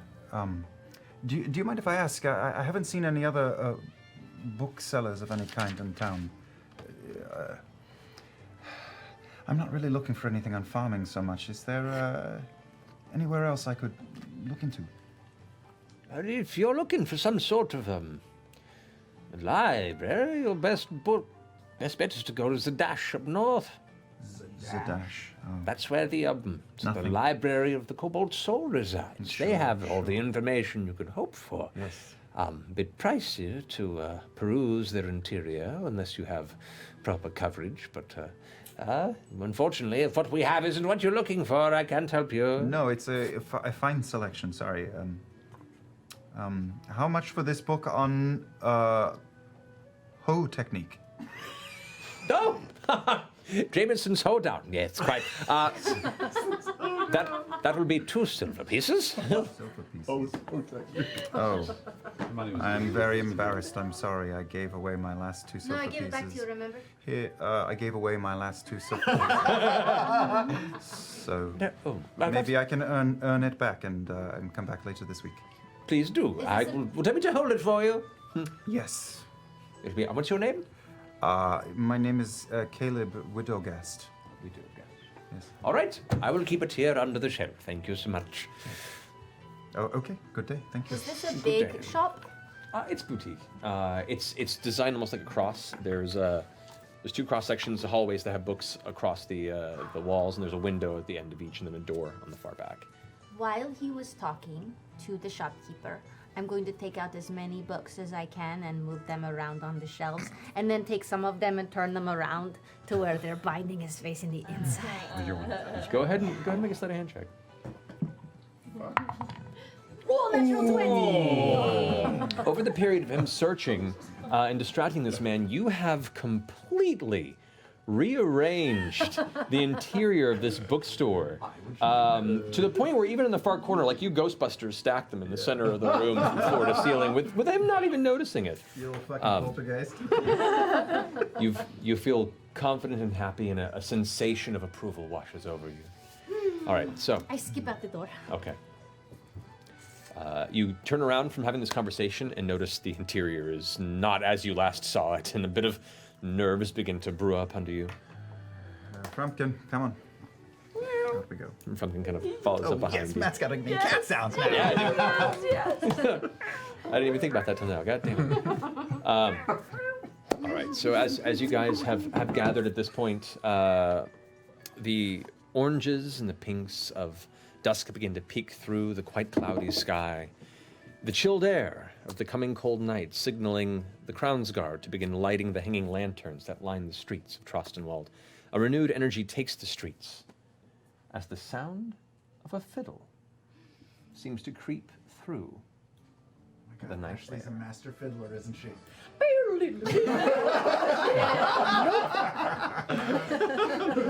love how your fiddle was. That's the sound for all air instruments, right? Oh my god. By the way, DM, can I ask, sometime in the entire day when Not was getting wasted, could I have spent an hour using Arcane Recovery to gain back that one spell slot I used this morning? Sure, yeah. I'll love that. All right. Folks begin to prod their heads out into the open air, curious about the source of this unusual din. And you find your vision capturing a small procession of flamboyantly dressed people parading through the central road. A lanky man of some obvious elven descent leads the pack, his long, kind of ashy brown hair curling ever so slightly past his mid-back, his long coat and tails knocking around by his skipping step. Two halfling women in purple and green bodysuits dance from side to side, handing flowers to children and flyers to adults. As a bald man in a neck-frilled frock coat of bright red, his face adorned in vibrant orange makeup to look like the setting sun behind him, plays the violin that you heard earlier in an upbeat, jovial manner. A tall half-orc with a masculine man with a well-groomed handlebar mustache that curves out to the side, billowing white silk shirt and black trousers, follows behind with a big drum slung over his shoulder going boom, boom, boom, boom, along with the fiddle. The tiefling man of lavender skin that you saw earlier walks along with a grin, juggling two curved scimitars as he walks in place, almost loses one and catches it, continues to go. Families are beginning to gather out to see this display.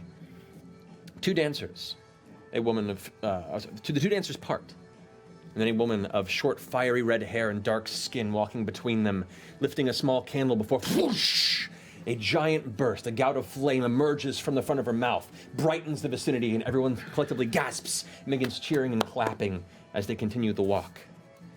There, to the back of it, you see the rather burly-looking pale woman, arms crossed, just following behind and keeping an eye like a security guard to ensure that no business gets out of hand.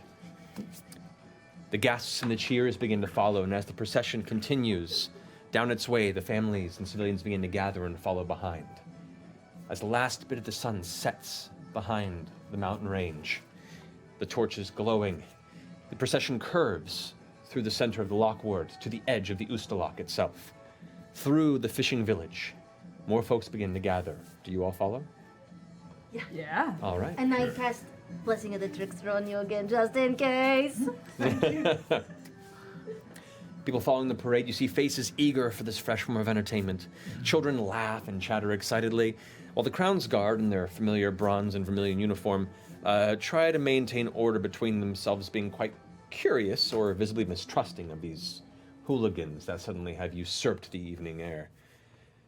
The procession continues toward the eastern side, out along the southern edge of this Lockward.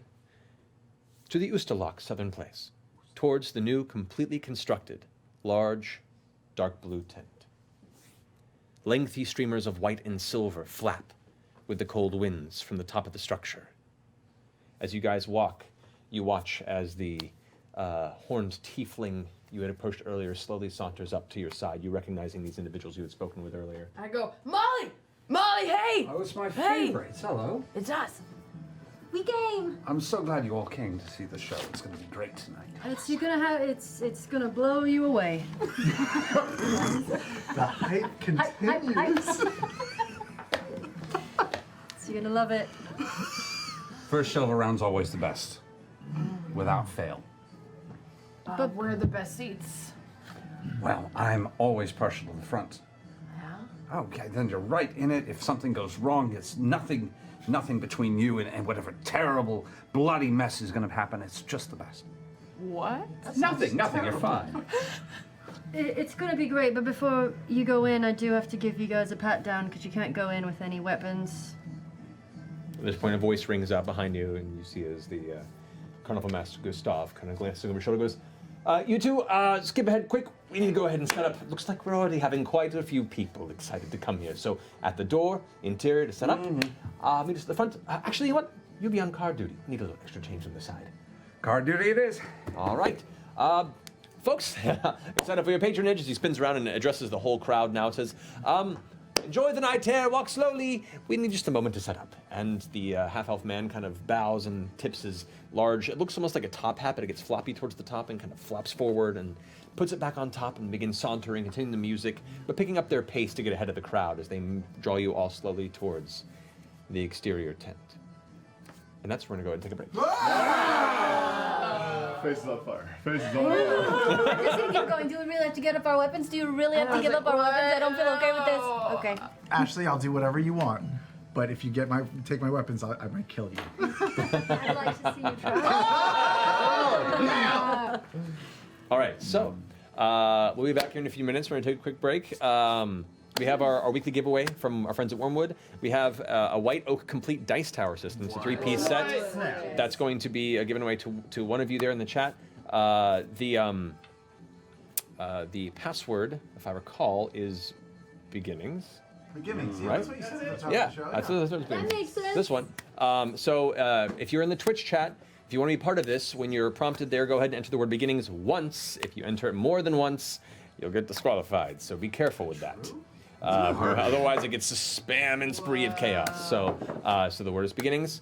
When prompted, go and enter that, and we'll come back at the break with the winner of that. Regardless, guys, welcome to the beginning of the new campaign. We'll see you here in a few minutes. Magic.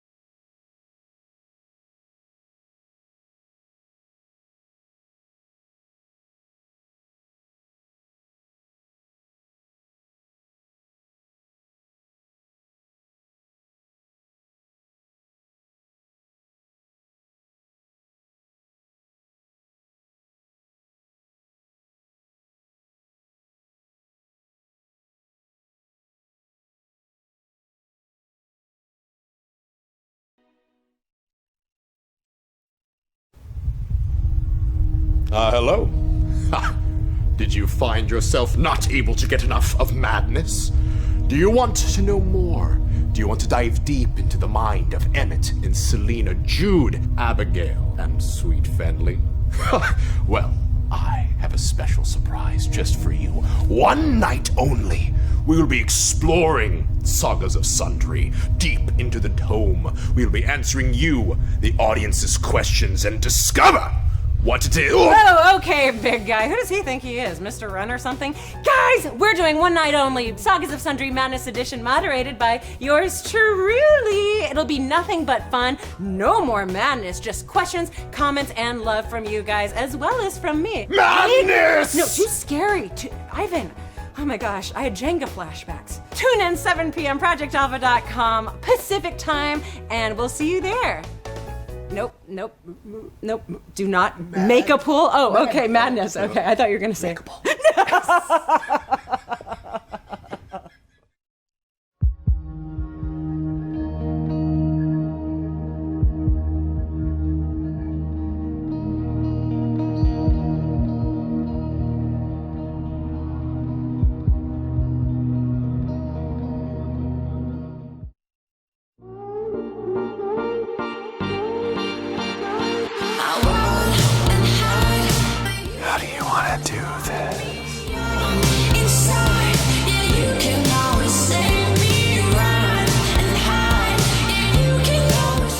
How do you want to do this?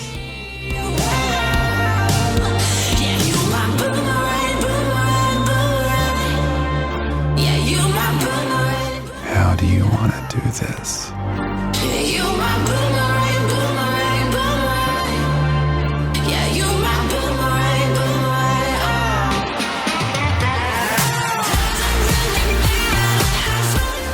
Smelling like an adventure isn't easy. You can certainly try. CR, the new perfume from Critical Role. You cannot buy this, it's not a real product. Hey everybody, I'm Will Friedle, and if you watched the first season of Painters Guild, you know how much I learned about painting miniatures in a very short amount of time. Well, you know what? We are back, and I can promise you in season 2, we're gonna be learning all new things from a whole bunch of new teachers. Don't hold your breath for too long, pass out. This is your first magic chicken hut. Never yank on another man's mini. If you don't get that perfect touch, he's gonna leak. Perfect. That's the last time we'll hear that word. As well as some returning old friends. Clothes might be optional, but the paint is required. Who told you clothes were optional? The wardrobe. We're gonna be learning new techniques entirely. We're gonna be building minis from the ground up. We're gonna be doing scenery. It's nuts, it's frantic, be as messy as possible. This is the lesson we've been waiting for, kids. I'm a professional mini painter. You are, Thank we'll you. get you there. I can see right through the camera to you watching at home. Cover up what you just did. Yeah, I still have a lot to learn. Painters Guild, Season 2, premieres January 8th, only on Alpha.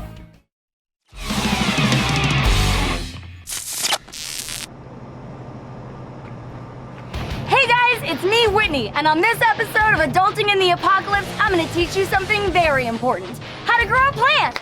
Plants! Okay, so obviously all the Earth's vegetation either died or became super irradiated when the cyber wars ended. But your girl Whitney found some seeds in a skeleton's backpack. So guess what? We're planting these babies. And just in case you find some backpack seeds of your own, I'm gonna show you how. Let's get to it. So first, you're gonna need to find something to grow your little seed babies in. A pot is ideal, but really anything with a little drainage would do just fine. Next, you'll want to fill the pot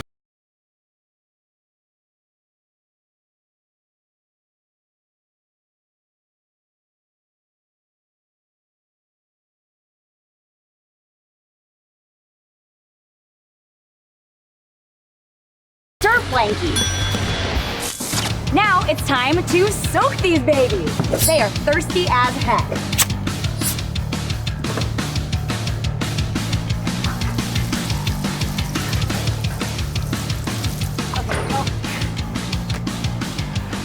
Whitney, you goof. Forgot to check for radiation.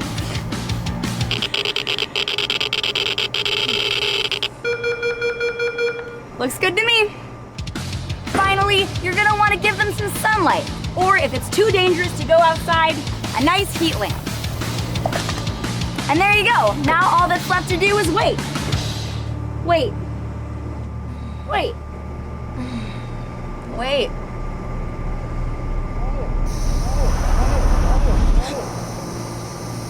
Who said that?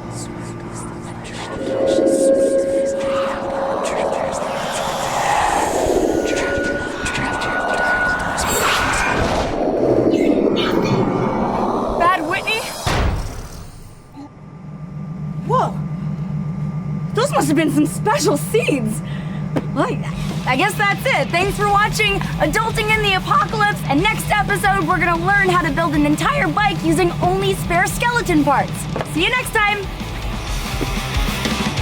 Hello, Wastelanders! If you thought that was weird, be sure to check out the full episode over on Alpha, where I interview comedian boy Mike Drucker about how to eat a loved one, and also I learn yoga from my stupid yoga bot. I know you don't have much entertainment out there in your hideout made from the scraps of a Dippin' Dot stand, so head on over to projectalpha.com and check out my show.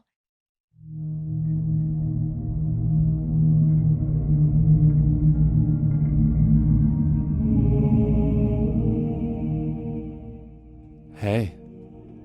Hey. Psst. Hey, over here.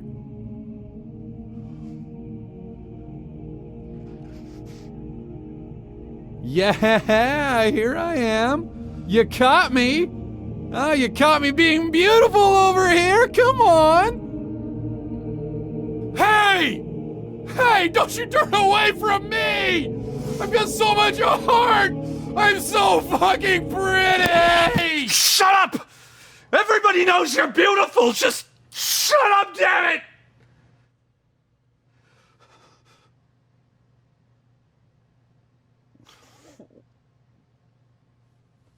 Introducing the first ever Critical Role art book, The Chronicles of Exandria, Volume 1, The Tale of Vox Machina. Standard and deluxe editions available now. Order your art book today at the Geek and Sundry and Alpha online stores. Hold on to your sun hats, people. Today we're absorbing sunlight, planting some seeds, and ending Mother Nature's life cycles. That's right, it's photosynthesis from Blue Orange Games. This branch-growing bonanza pits competing species of trees against one another to see who can become the dominant species of the forest. Each player starts with 1 player board, 6 seeds, and 14 trees in 3 sizes, small, medium, and large. At the start of the game, each arborist begins with most of their trees on their board available for purchase during the game, but 2 seeds, 4 small trees, and 1 medium tree begin next to the player's board, available for immediate planting. The game board features a rotating sun segment and circular plots with various levels of soil quality, which will determine the victory points scored at the end of a tree's life cycle. Beginning with the youngest player, arborists are going to plant 2 small trees on the edge of the main board. The sun's full rotations are tracked with the revolution counters on the side of the board near the endgame scoring tokens. Let's hop into some gameplay. Each of the game's rounds are measured by the turn of the sun, and each round consists of 2 different phases. First, in the photosynthesis phase, players are going to gain light points based on the position of the sun. Light points are tracked on the player's individual player boards with the light point tracker. Points accumulate over the rounds and are earned based on tree size. A small tree gets you 1 point, medium tree 2 points, large tree 3 points. Got it? Cool. Trees blocked from the sun by other trees' shadows don't score any points.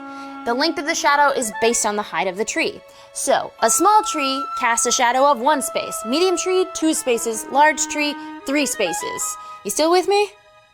After all those photosynthesis points are totaled, the life cycle phase begins. Starting with the first player, arborists may spin their light points on any number of actions they choose, provided those actions happen on different spaces. Players can buy a tree or a seed from their player board based on the cost next to the item. After reducing their light points, they can then move a tree over to the available space next to their board. Those items in the available section can be planted using light points as well. Starting from one of their existing trees, a player can plant a seed at a distance determined by the tree size. A small tree, 1 space, a medium tree, 2 spaces, a large tree, 3 spaces. Additionally, a seed or tree can be upgraded to a tree the next size up. The light point cost is, all together now, a small tree, 1 point. a medium tree, 2 points. a large tree, 3 points. I had to whip them to make them do that. Lastly, the players can collect scoring tokens by ending the life cycle of their large trees. Doing so is going to put you out 4 light points, and the player will remove a large tree from the board and take a scoring token based on the richness of the soil they planted in. And that's photosynthesis. After 3 full rotations of the sun, the game is over. The arborist with the highest value of score tokens is the winner and has earned the favor of the tree gods. If you like this video, you can check out me and my friends playing live playthroughs on Game to Game every Wednesday at twitch.tv/geekandsundry or projectalpha.com. Keep playing games!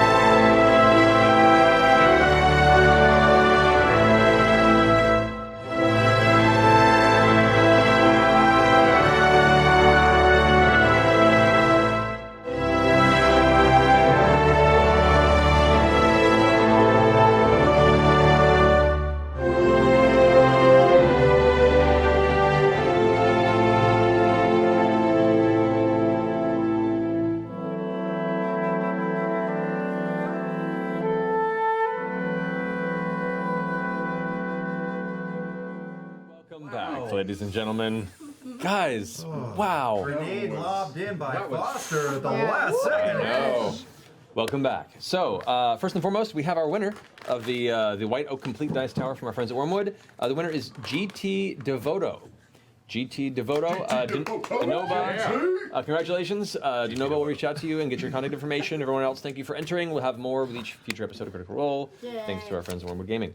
Also, as a heads up for those who aren't familiar and those who may be, we have a Tuesday kind of after show that's called Talks Machina, where our friend W. Brian Foster Esquire, just mixing up all of his names. But no, those you guys know him, Brian W. Foster, fantastic friend of the show, is the host of the show, and he'll be there Tuesday to talk about this episode tonight with some of the cast. He's So, over to the side right now, staring 7 at p.m. us. Pacific time on Tuesday. Watching The Good Place. Yeah. So, anyway. Please. Bringing us back. Oh, God. Oh, wow. Bring that ass back. Bring that ass back. Oh, bring that ass back. Five Bring that ass dragons back. swoop down on the No, he's already so hackneyed. As you guys begin to approach the outside of this large, dark navy tent, people are being inspected and ushered through by the well-groomed half-orc on one side and the pale woman, Yasha, who you met for a second time approaching the outskirts of this carnival, with entry fees being collected by both as people begin to pass into this large structure. A few feet off to the side, you see a small crowd gathered around Mollymock, who is sitting atop a small blanket and has cards splayed before him, a similar set that you saw Jester toying with earlier, and a farmer sits across from him listening intently. All right, so what can you tell me about this here cough? How long have you had it? Oh, going on like 3-4 months. It looks like it's getting better. Oh yes, does it feel like it's getting better? All right, right now, yeah, I did. Yeah, look at that. I would maybe breathe a tincture or something. Maybe you should get that looked at. Right, from who? What do the cards tell me? Some sort of physician, perhaps. Right, of course. Oh, thank you. Thank you so much. And he places a platinum dragon be with you. Thank you. Stands up. Oh, dear, a physician! And he walks off. Give me strength. Oh, what happened to... He's amazing. No sick people. This is outside the tent. Yeah, he does not. Yeah, he doesn't enter the tent. He goes off the side. Fair. It's good to see you all here, though. Yeah. Here's the thing. Some of us have weapons that we don't want to pass away to other people. So how much of a chance is it that we could get through without having to do that? Well, you can't see the show if you have a weapon on you. Right. And we really want to see the show. But we are really good at security. All of us are really strong. And, we could fight things that came up too. So maybe it would be best if you don't take our weapons and then we can help. Actually, here's the deal. We'll make you a good deal. You waive our entry fee, and if anyone needs to be kicked out or any security needs to happen, we'll help you out. Like deputy bouncers? Like deputy bouncers. Well, see, the funny thing about that, though, is that's my job. So... Sure, I'm not discounting. Do you want to hire us? No. You would be like our boss. Have you ever wanted to be a boss, in charge? Well, I am. We could ask you for days off sometimes. A heavy, kind of greenish gray-skinned mitt slaps onto Bo's shoulder as you glance over to see the large, well-groomed half-orc man standing there. No, I'm terribly sorry, but we've got it taken care of. If you wish to pay entry, you can, but the rules are the rules. So sorry. Do they get stored in some sort of locker or something? I hold them. You hold them? And if you want, I can stand right next to you guys. You can keep your eye on me the whole time. She's very trustworthy. That seems fairish to me. Yeah, sure. Does that seem... All right.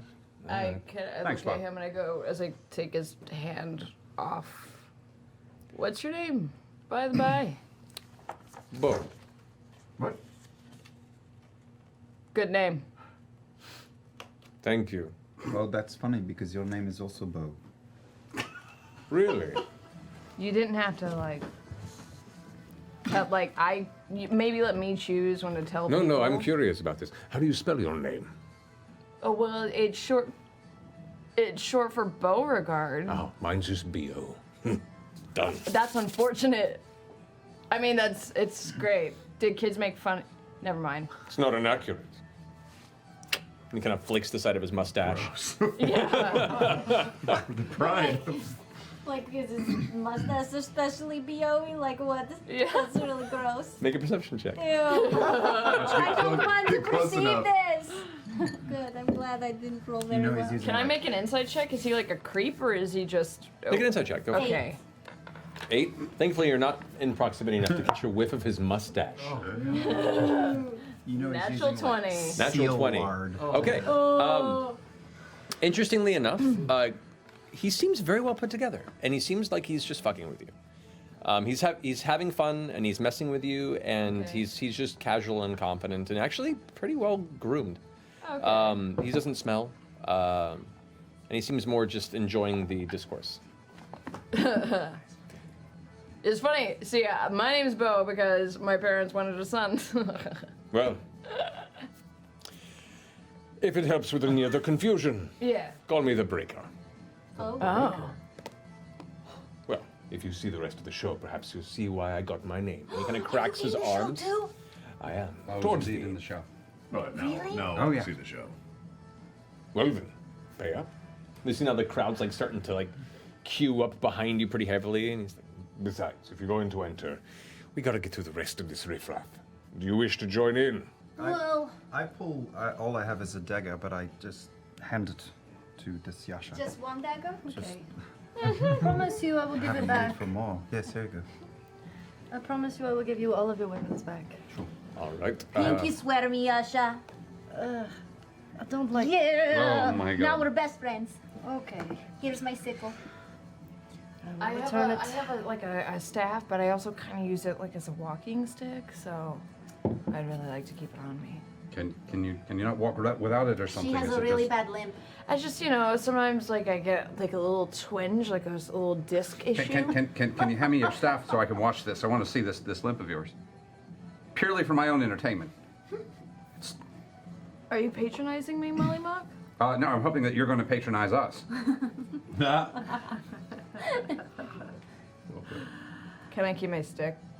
Can I keep my this? stick? I'll take it and I can just carry you to your seat. How are you carrying all of these weapons? Because I'm really fucking strong. You. Can I give him a pat down? Because you. sure, roll an investigation check. I'll give you advantage because you're really good at I it. open up the coat just so you can see the books. I don't think I find anything. Well, 2 books. 12. Yeah. You find 2 books and a modicum of change and nothing else on him. He's actually pretty sparse as far as collectibles and keepsakes. I just thought your chest looked rather square, so I wanted to see what was happening. Practically concave. Is it concave or convex? I forget. Concave. Concave. Convex would be funny.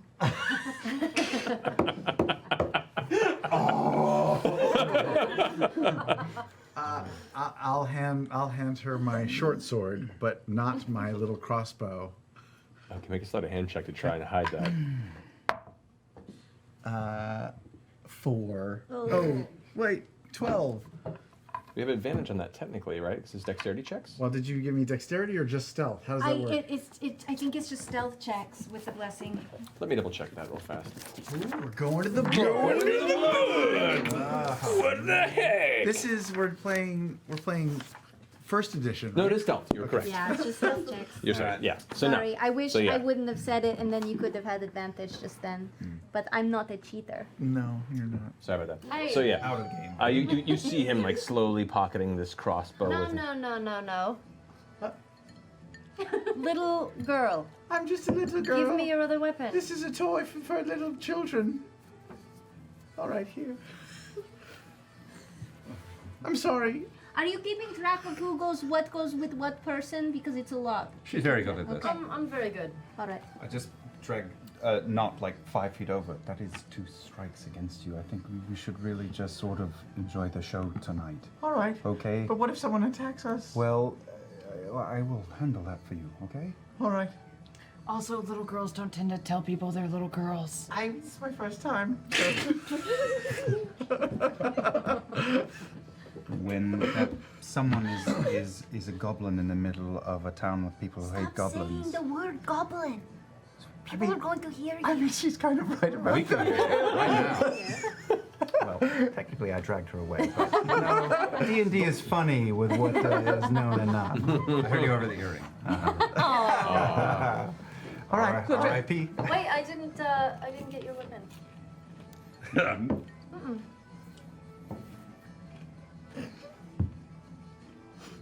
Do you want to stare at me all day, or do you want to give me the weapon so you can go watch the show? Holy shit. It's an interesting choice. It's not really a choice. Sure. And what do you pull out? My falchion. Your what? A falchion, a large curved sword emerges from a sheath on his back. A big, It's a large curved sword. Oh yeah. I twist it around a little. I'll play with it. This Don't is hurt nice. yourself. I won't. Very nice. I like it.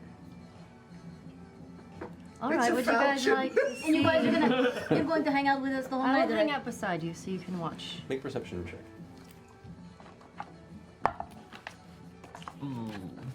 11. 11, that's enough. As she spins the falchion around, you notice that affixed to her back in uncharacteristically clean leather towards the rest of her outfit, what appears to be a slung over sheath and a very large bladed weapon, larger than your falchion, affixed to her back. I just like how everyone says falchion. It's a neat word, isn't it? It's pronounced felching. I'm going to pick up my cards in a very specific order very quickly and start stacking the deck. Okay. All right, well, if you want to follow me, I'll take you to your seats and I'll stand beside you the whole time. Thought you can lead the way. Hey, Jester, before you go, Yes. well, tiefling to tiefling, and thank you for keeping this rabble in check. Well, of course, you know, they're a lot to handle, but... One on the house. And I pull 2 cards. Yes? What are you telling me? And I pull the moon, and I pull the shadow. Does this mean anything to you? Oh, yes. Well, think about it. Put it away. All right. Bo. Both are in the half-orc turn to you. Little one. We're trying to. I just go over and I fireman style over my shoulder. That's right, she's carrying it. Since you can't walk. Oh!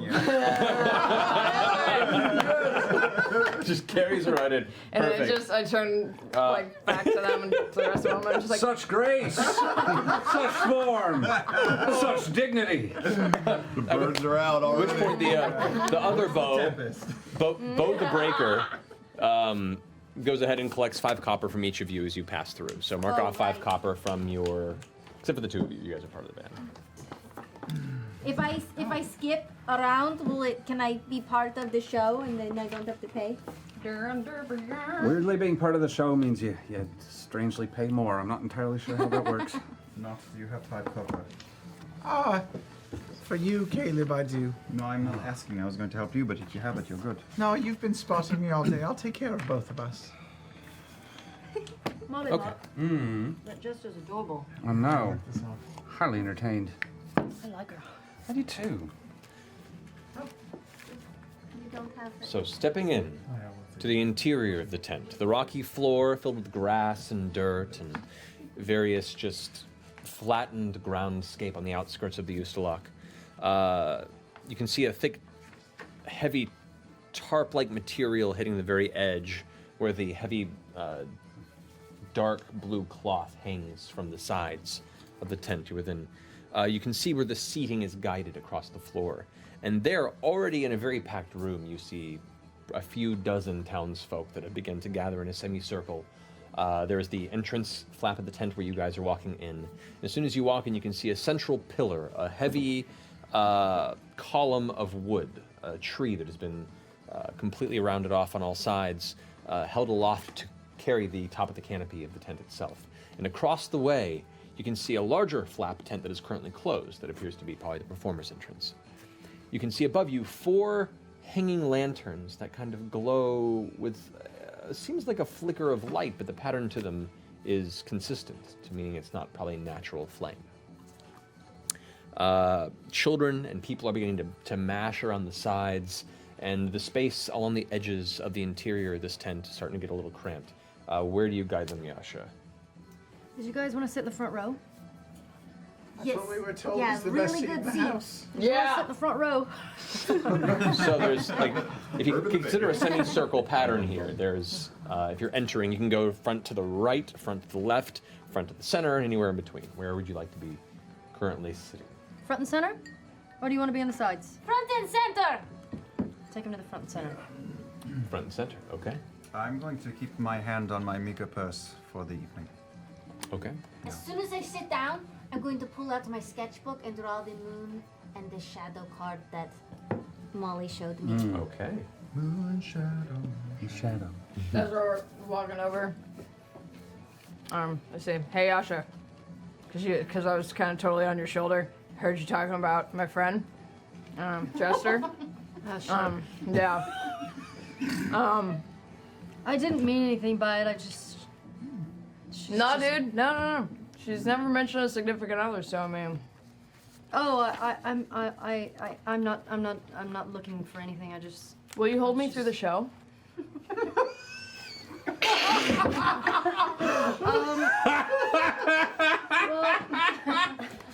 Oh my God. Cradle me? I mean, that's an extra charge. We do that though. How much? Well, it's an extra 5 gold pieces. Gold? 5 gold? These arms are worth a lot. It's a very swaddling hug. You've never experienced anything like it. It's gonna be the full experience. It's the best way to see the show if that's how you want it. I'll give you 5 silver just to have your shrug to sit on, so my butt's not on the floor. I don't take off my shrug. Oh, sorry. How about you just keep your money and I'll put you in a chair and I'll just watch over your weapons? Okay. Okay. Hey, Yasha. So she places you on the ground, as there are no chairs pulled here. On the ground, I mean, because there's no chairs. Oh, there's no chairs? No, it's open floor. I was picturing like benches. That's okay. There's no benches? No, fuck. Where are they going to transport benches from place to place? Yeah, no. That's a good point. That's a good point. Cross-legged on the Worthwhile ground it carnival? is. I don't know. Well, sorry, you have the fletching and moon drop Bring to a deal with. cushion from home like a regular person. So as the music has died down and everyone begins to kind of crowd and whisper to themselves, eventually it begins to quiet a bit, everyone having their seats. The familiar sound of the fiddle begins to play, and everyone quickly gets quiet, begins to come to a hush. The music seems sourceless in the interior of the tent. Everyone begins to look around to see where it may come from. You hear points of hushed looks, pointing off in different areas, and at the top of the tent, you see, seeming to stretch and fall, like a slow drop of water. The man in red you saw earlier descends from the top of the tent, but now dressed head to toe in a matching deep blue outfit and full makeup, to where he just sort of appears out of the canopy of the tent. He hangs from a rope by one foot. It's feet wrapped around and kind of clutched as his foot catches the edge. Playing his violin ever so slowly as he carefully descends. And then at the last moment releases the rope and lands on his feet, continuing the music he's playing. He slowly spins as the longer-haired elf leader of the earlier parade that you saw, the one that had barked back briefly to your two new friends over here, enters the tent from the distant flaps, the performer's entrance. His head now sporting that same tall hat, flopping backwards at the apex. He extends his arms, removing the hat, and takes a deep bow as the crowd begins to clap. Ladies and gentlemen of Trostenwald, I am Carnival Master Gustav Fletching, and allow me to welcome you to the Fletching and Moondrops Traveling Carnival of Curiosities. I ask you, each and every one of you, hear some children giggle as he kind of makes eye contact, grant us your imaginations this eve for but a trifle bit of time, and allow us to reveal a realm of laughter, mystery, danger, and beauty. I see you've already met Desmond, and he gestures towards the man in all blue who's playing the fiddle. He'll be part of our story tonight. So keep a wily eye for the shifting fool. But first, I tell you a tale of two sisters of the Fae. As Desmond slowly leaves the tent, you see two armored guards by where he is now have entered, to the Crown's Guard, of kind of stepping by the entrance where you walked in and kind of watch him pass. Lost without form into the mazes of the underworld. There, where the body would break, they found a teacher in a mystical serpent. And the gift they received was the ability to bend with this maze that captured them and slither their way back to the surface to reclaim their place in the world. May I present to you Mona and Yuli, the Knot Sisters. As he slowly backs through the performer's entrance, the two halfling dancers you saw earlier in the full-body suits emerge from behind the carnival master as he discreetly exits. They sport serpentine makeup, scales affixed to the sides of their face and arms. Approaching the central spire, the pole that holds the tent up. One immediately leaps under the shoulders of the other, bending her back a near impossible amount, creating this humanoid sculpture that you see the front row kind of cringe at the idea of the pain that would cause an average individual. But these halfling women are very nimble and able to create almost a single form out of two bodies. Their rigid form becomes fluid to the eye as they move and shift the music. The violin now sourceless once again, not seeing where this Desmond is placed, but they seem to move as it picks up speed. I was expecting more Ringling Brothers, actually. Suddenly, the top one folds over and slams into the ground, tumbling across the center in a wild display of physical control. The two of them begin to tangle and wrap like two battling snakes, their bodies seemingly disconnecting from the rigid halfling forms you had seen, and you swear for a moment becoming serpentine-like as they intertwine around the base of this pole. It's beautiful and violent at the same time. It's off-putting. And watch as they curl around the base of this pole. The lights above begin to become a dull greenish blue and to get darker and darker, presenting this imagery of the underworld. One by one, they silently tell a tale of struggle, crawling across one and the other, one at a time, using their serpentine-like forms as this extending ladder, folding over each other as they use every muscle in their body to cling around this pole and ladder step up like a snake.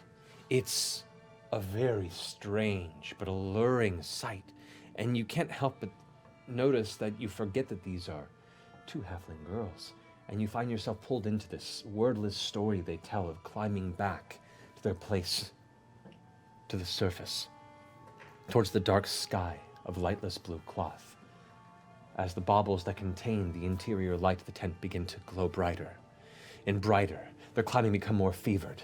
The two of them, arm into arm, leg into leg, rolling up and swirling, until eventually at the apex they grab each other's arms around the pole before spinning downward, back to back, legs outward with a rapid pace, the music coming to a full crescendo. Like a maypole, they both curl and twirl and then tumble to the ground before the audience with a flourish, arms in the air, and the audience erupts in applause.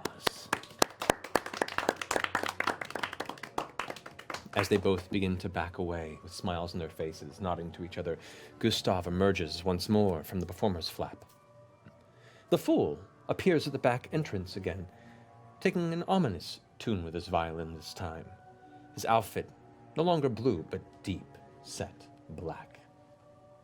The hanging lights darken once again as Gustav takes the center stage. In a flash, beyond the ash, the gods all went and gone.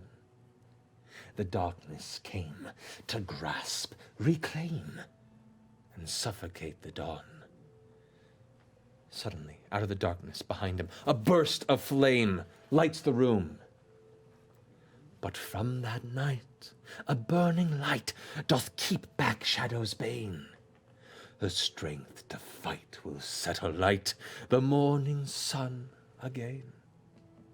Ladies and gentlemen, I present to you Orna, the Fire Fairy. And Gustav leaves the tent once more.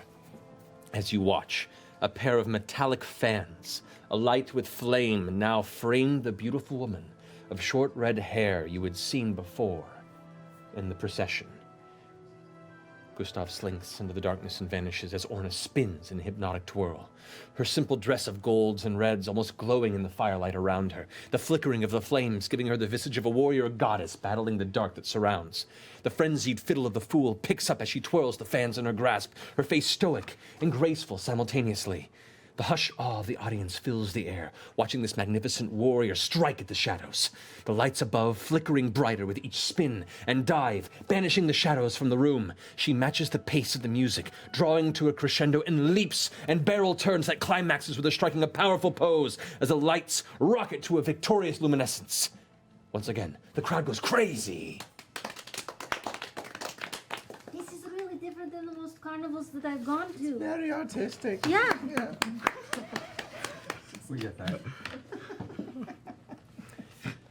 Gustav enters as she exits with a bow, the fans flickering out. He enters clapping at Orna. A low drumbeat begins to beat in the distance as the fiddle grows tense once more. Even as the sun would rise anew, bellowing roars will quake the lands of Jorhas and beyond. Terrible beasts, now freed from their dark masters, scattered into our world. A terrible, guttural roar shakes the room, followed by the sound of grinding and dragged chains. From behind the performer's flap, the half-orc Bo, who you had met earlier, the breaker, and the fool, who is now still playing the fiddle, yet the bow of it continues to go on its own as he drags the other chain with his arm wrapped around his forearm. The two of them pull something through the flap. It swells, and from beneath it is revealed an enormous creature of green, scaled, slimy-looking skin and a corpulent form. Large toad-like legs frame a rotund torso and muscular arms that are manacled and pulling him in. It fights and struggles against the taut chains as he's pulled further and further towards the center of the tent, but is held in place by the two men. It roars a second time, The front row immediately pulling back and screaming. You hear kids begin to cry. A handful of townsfolk shoot to their feet, grasping their children in fear, preparing to run. Have we ever seen anything like this before? Yeah, what's it look like? Well, he just described what it looked like. Looks like a... You know, by name. It's corpulent, frog-legged. You have not seen this creature Nothing before. like this. Okay. Gustav continues, seemingly unflinched by its approach.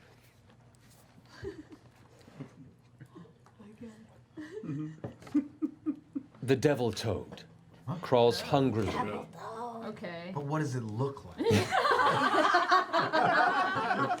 into the land of the free folk, lording over nightmares, as they say. And what truth lies behind the eyes of this beast?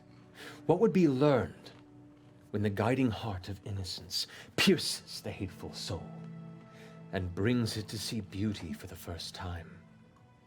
I present to you the vivid voice of Toya. And as Gustav backs away, the devil toad struggling against the chains, a soft, faint voice begins to slowly emanate from the air. That's not right. That's not right. Someone is shooting. Eyes previously locked on the frightening creature now seek a source and find atop a platform within the chamber, high up on a small platform set against the apex of the pole.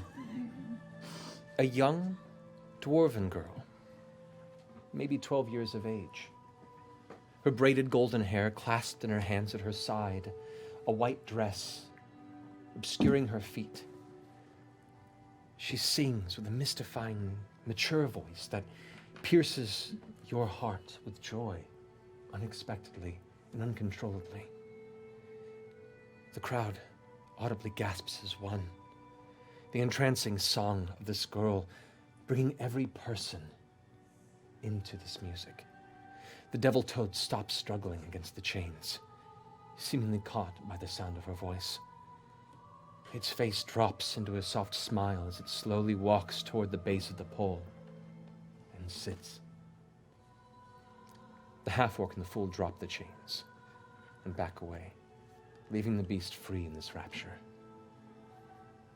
Her voice almost begins to summon a chorus from the ether,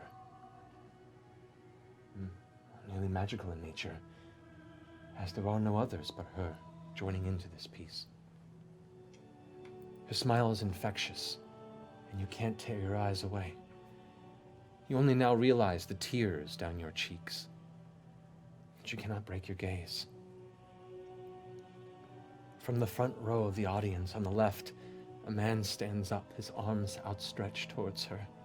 His dirty cloak falls away, his face and skin racked with age, and you see his legs shaking as he stands, his cheeks wet with tears. He shouts, "Ah!" His arms drop and clutch his chest. He gurgles a burst of vocal pain once more, and the folks nearest to him begin to lean away as he begins to shake.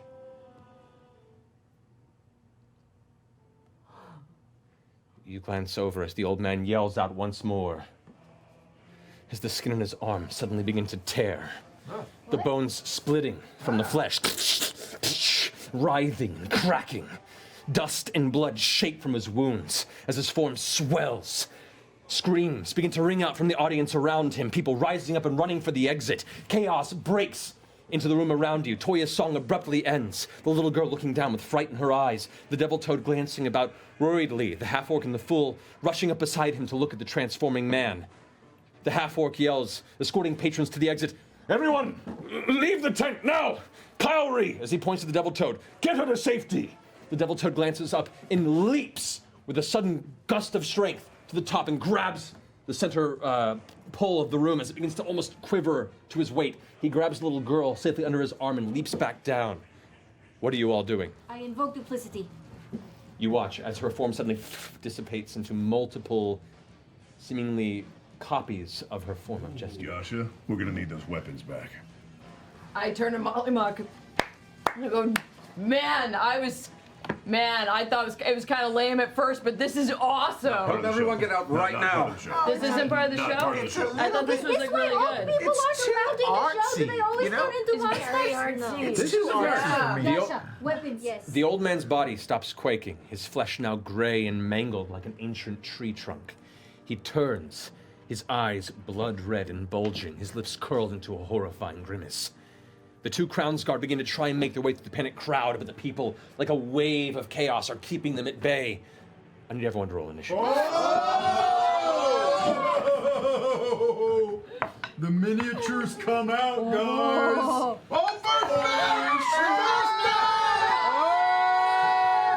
I rolled a natural 1. That bodes well.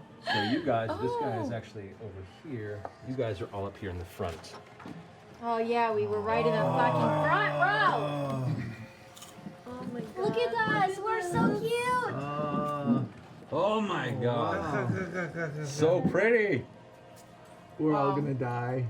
Probably. Oh, But God. then the third campaign begins. Yay. Okay. I like the tents and donkeys outside. Amazing. Look, Talos and Zavardo. I love the little Vardo. I love the little Vardo. No, go for it. Oh yeah, no. Oh boy. Oh my gosh. All right, so 20 to 15. 21. Oh. All right. Oh wait, 22. Nice. 15 to 10. 10. 10. 12. 13. Oh wow. All right. 11. Hold on. And then so 13 and then write them all down. Yeah. 10 and 10. Me 10. 12. Sorry, 12. 11. So Yashi got 13. Then we have Ford. And then 11. And then we have Don't Not. die. 10 for not the brave. At 10. Oh my god. And what'd you get? 5. All right. And We rolled terribly. That big bad oh, one. up there. There we go. Okay. So, No. top of the round, as this creature turns and kind of glares about in the area, this swollen form over here to the side. That's what remains of the old man who had stood up in the center of the chamber. Jester, you're up first. Who's fighting? Okay. Well, I'm just gonna go for it, all right? I'm gonna cast Guiding Bolt on the monster that just appeared. Okay, as it turns towards you. It's a saving throw, correct? Or is it a... Let's find out. A flash of light streaks. You make a ranged spell attack. It's range spell attacks. Go ahead and roll for attack on that, please. Okay. Magic. You're using magic.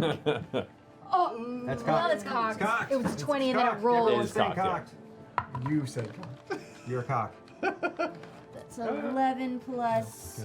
What do I add to Your my spell- Guiding Bolt plus 5? So 16. 16 hits. Go ahead and roll damage. Yeah. 4d6. Yasha, you're almost on deck, so be ready. Okay. Ooh. 10, 16, 18.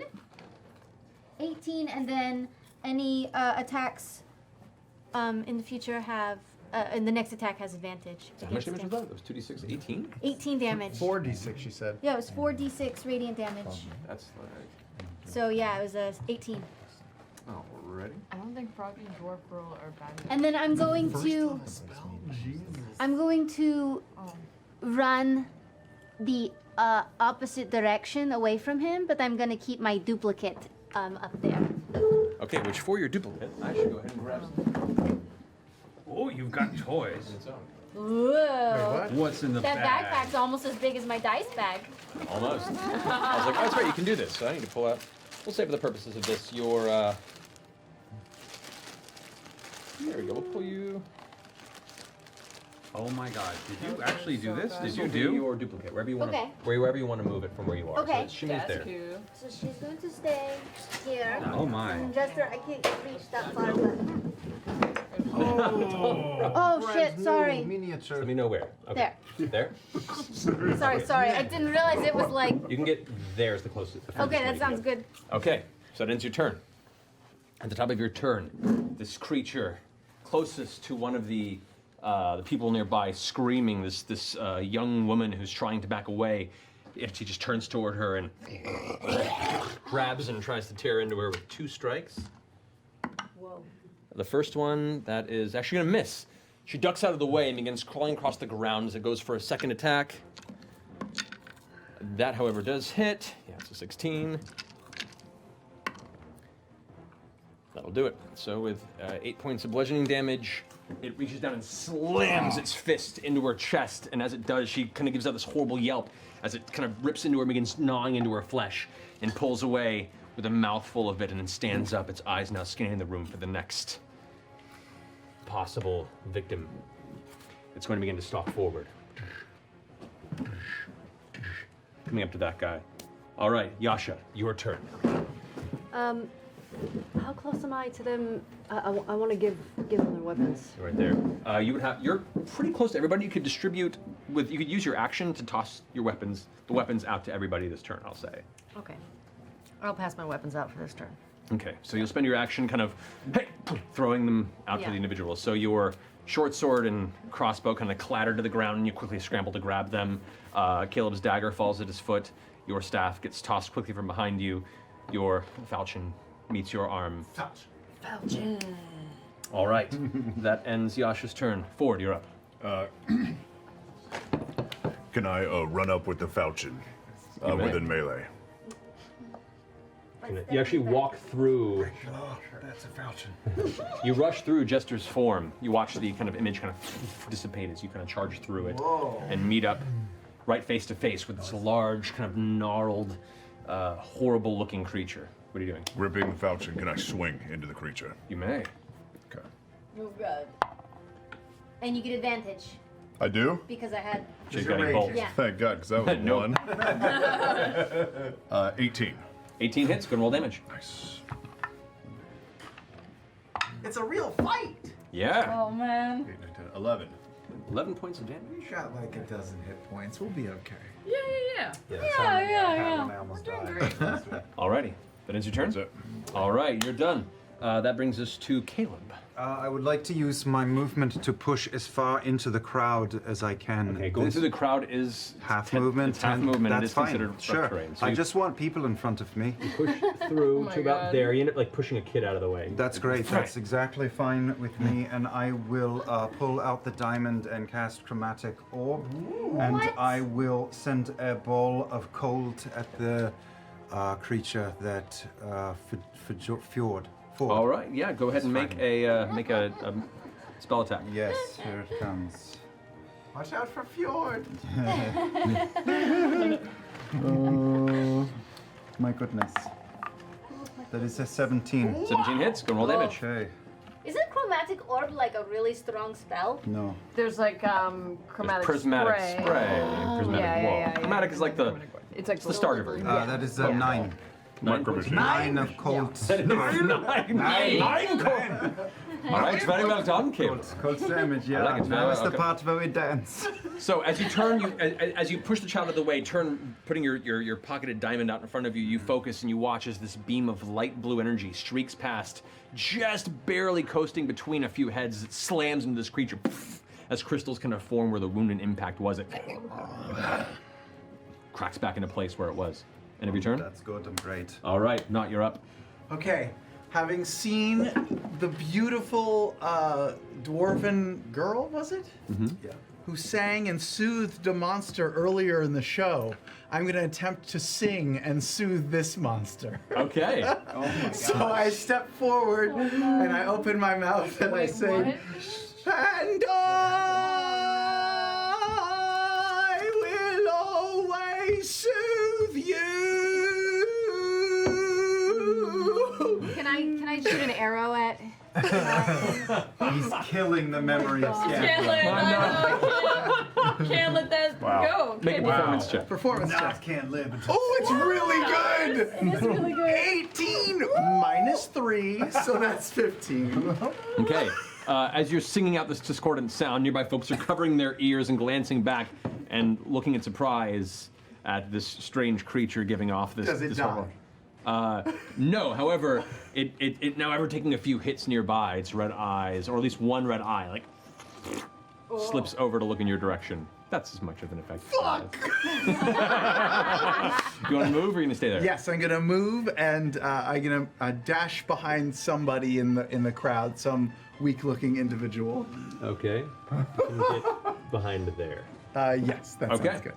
All right, That's that ends our MO, baby. Bo, you're up. Oh shit. Okay. Do it. To kind of like RP my tragic one on the first fucking battle. A little bit. I'm just gonna kind of turn to Stop. everybody and go, guys, it's part of the show. Molly said that like people die, like she was just a clack.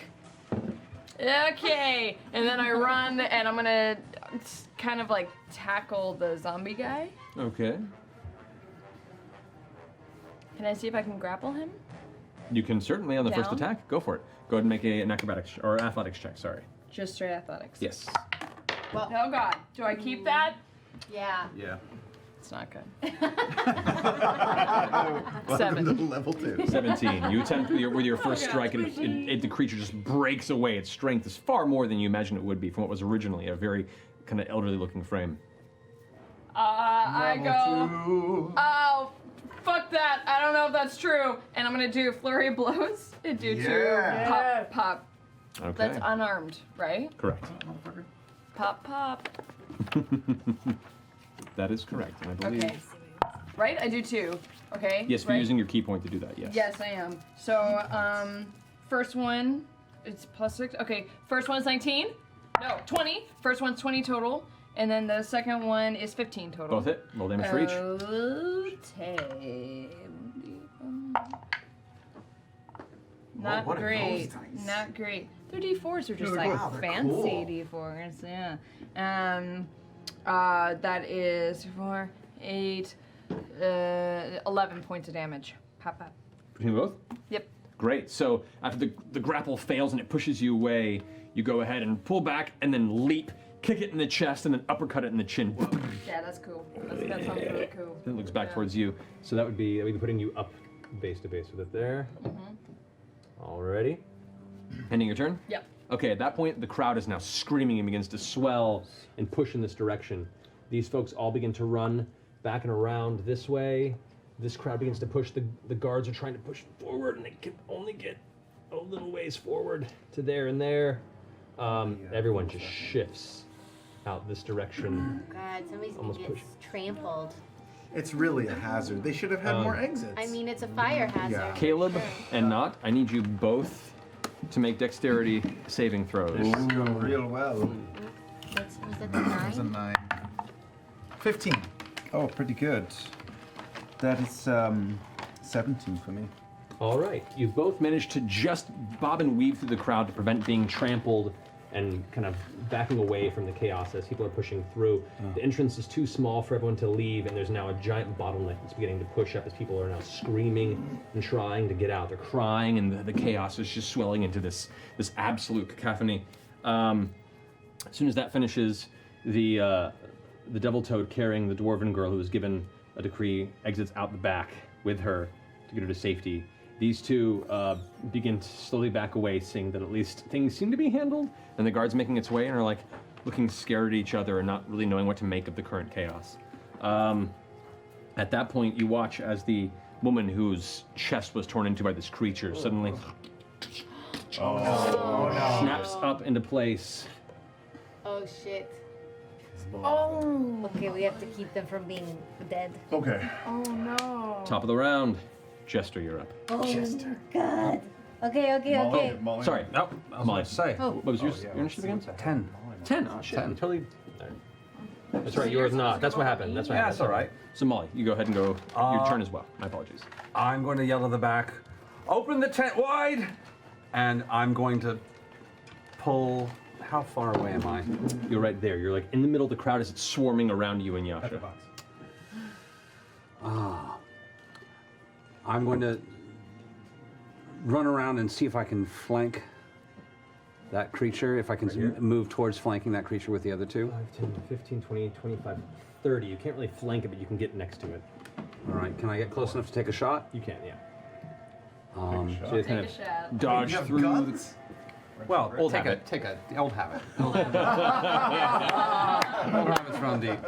What you do, Molly? As a bonus, I'm flipping it out, and I'm going to activate the first sword. Okay, so you watch as Molly pulls the scimitar out and kind of, as he unsheathes it, draws it across the side of his exposed chest, causing a little bit of blood to kind of spill out. And as it does, he pulls the blade out, and you watch as the edge suddenly, ice crystals begin to build on the outside of the blade. And I'm taking a shot at the creature. Okay. Taking a shot? Taking a slice. Taking a slice. Taking a stab. A stab. So that But will with be, bullets.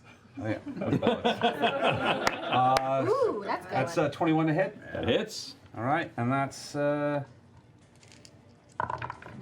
bad. That's 8 points of damage and 1 point of ice damage. Okay, so 9 points of damage in the first strike. Yep.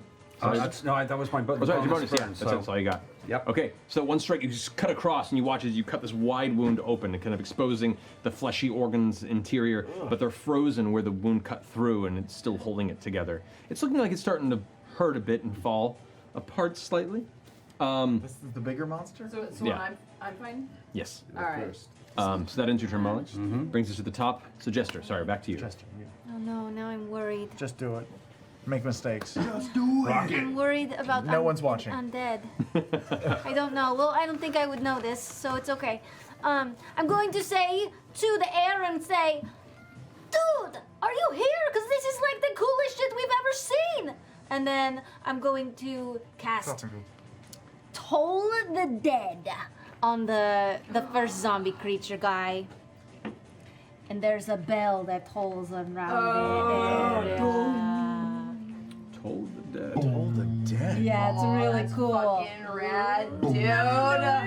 He has to make a wisdom saving throw or take 1d12 necrotic damage. Ding. Which is what I think. Natural is one. Whoa. Go ahead and roll a d12. Get him. Oh, 3. That's Okay. lame. Yeah. 3 points of necrotic damage. So as this suddenly this deep kind of temple bell boom rings out in the air above, you watch as this creature who has turned and is beginning to just wail upon the surrounding allies that are curling at its sides. It kind of seems to retract from the sound and cover its ears briefly before angrily begin lashing out in And I reaction. made that sound like it was coming from my duplicate. Correct. And my duplicate's going to run back a little bit and stand next to the pole. There? Yeah. Okay. Cool. Man. Is that your turn? Yes? All right. The standing creature that's now been kind of sliced, bludgeoned, and wounded by all three of you is going to go ahead and make 2 strikes at. I'm going to roll randomly to see who it goes for. Man. That's going to be at Beauregard. Beauregard. It swings at you twice, both of its giant, massive clawed fists just kind of striking out towards you. Ew. The first one is 17 to hit. My armor class is 17. So Whoa, that's that's it. 17, right? Yeah. 9 points of bludgeoning damage. Okay. This first one just wham slams you in the chest. You feel the wind knocked out of you for a brief second. The second swing is going to come at you. That is going to be a 20 to hit. Yep. That Thing's hits. swinging hard. And that's going to be 6 points of bludgeoning damage to you. That's rough. Wow. Don't worry about it. Old I'm habits die bad. hard. After it slams into you once with the fist, and the other one grabs into your stomach abdomen region. The claws kind of dig in, and its jaw unhinges and slightly drops like a snake's. I lashing turn around. it forward and I go, I'm not a clack. This show's bullshit. The other one is going to rush forward towards you, Molly Mock, as you're the closest one to it, and is going to take one swing at you. Yeah, no. Oh, what do you know? I'm going to use Blood Maledict. Okay. For this. So, yeah. Okay, so you're using a reaction. Yeah, I'm using my reaction for Blood Maledict. We don't have to roll anything for it. He just has disadvantage on the strike. Oh, that's right. So I'm not doubling it up. That'll do it. He rolled a 16 and then a 4. Yep. Never mind. So as it swings towards you, you watch as suddenly the reddish burning eyes of the second creature go black. And it goes way too wide and misses you. You easily duck out of the way with its first strike. As it runs past towards you this way, you get an attack of opportunity as it leaves your attack range to attempt to swing around Molly for a second strike. Go for it. That is 16. 16 hits. Go roll damage. Nice. It's 12 points of damage. 12 points of damage. With that, with this brief opening as it rushes past Molly Mock, after its eyes go black, you watch as it kind of stumbles, its vision ruined. With that moment, you swing out with your falchion. Thank you. I was like, yeah, it's a falchion. That's right. And just strike across the back of its shoulder. You see this once was this kind of beautiful young woman is now this swollen, horrible, undead form lumbering past, and you just cut this heavy chunk of meat off of its shoulder. It curves around and makes a second strike at you, Mollymog. This one without advantage. That's a natural 19. That puts, it's a 24 to hit. All right. You take 8 points of bludgeoning damage. As the first one, you manage to move out of the way, and as you spin your scimitar around, glance over just in time to have it clock you right across the jaw. And your vision kind of blurs and doubles for a second. That's going to end their turn. Yasha, you're up. All right, Yasha. Come on. Okay. Let's go, Yasha. Can I get to that? Can I get to the big beast? Yes, you Beast can. number 1. The big beast? 5, 10, 15, 20, Big beast 25. Perfect. Yeah, through Okay, there. so You this can is get the to first there. time I've done this, so hopefully I won't do this wrong. I'm going to punch. I would like to rage. I'm gonna workshop it. I'll find something later. No, I like it. I like For it. now, it's a placeholder. Okay, so I'd like to rage. So Wait, you and aim- reckless attack? Is that Yeah, something you can do reckless attack together? any of your attacks. You just. You can do right away. That's like a later thing. Is that something you do later? No. No, you can do it. Yeah. Okay. Everybody else. I didn't get a practice shot at That's why this. it's reckless. Okay. So. Okay. So I just roll. You roll with advantage in your. I don't know how to play D&D anymore. Just put it on. Okay, but roll again. You have Advantage, advantage. advantage. Oh, reckless. You could get a 20. Okay. 17. That hits. Go roll damage. Okay. So you pull your giant. I take out my beautiful greatsword. There you go. Freshly purchased. Freshly purchased. In fact, this is the first time it's seen battle. It is the first time I've seen that.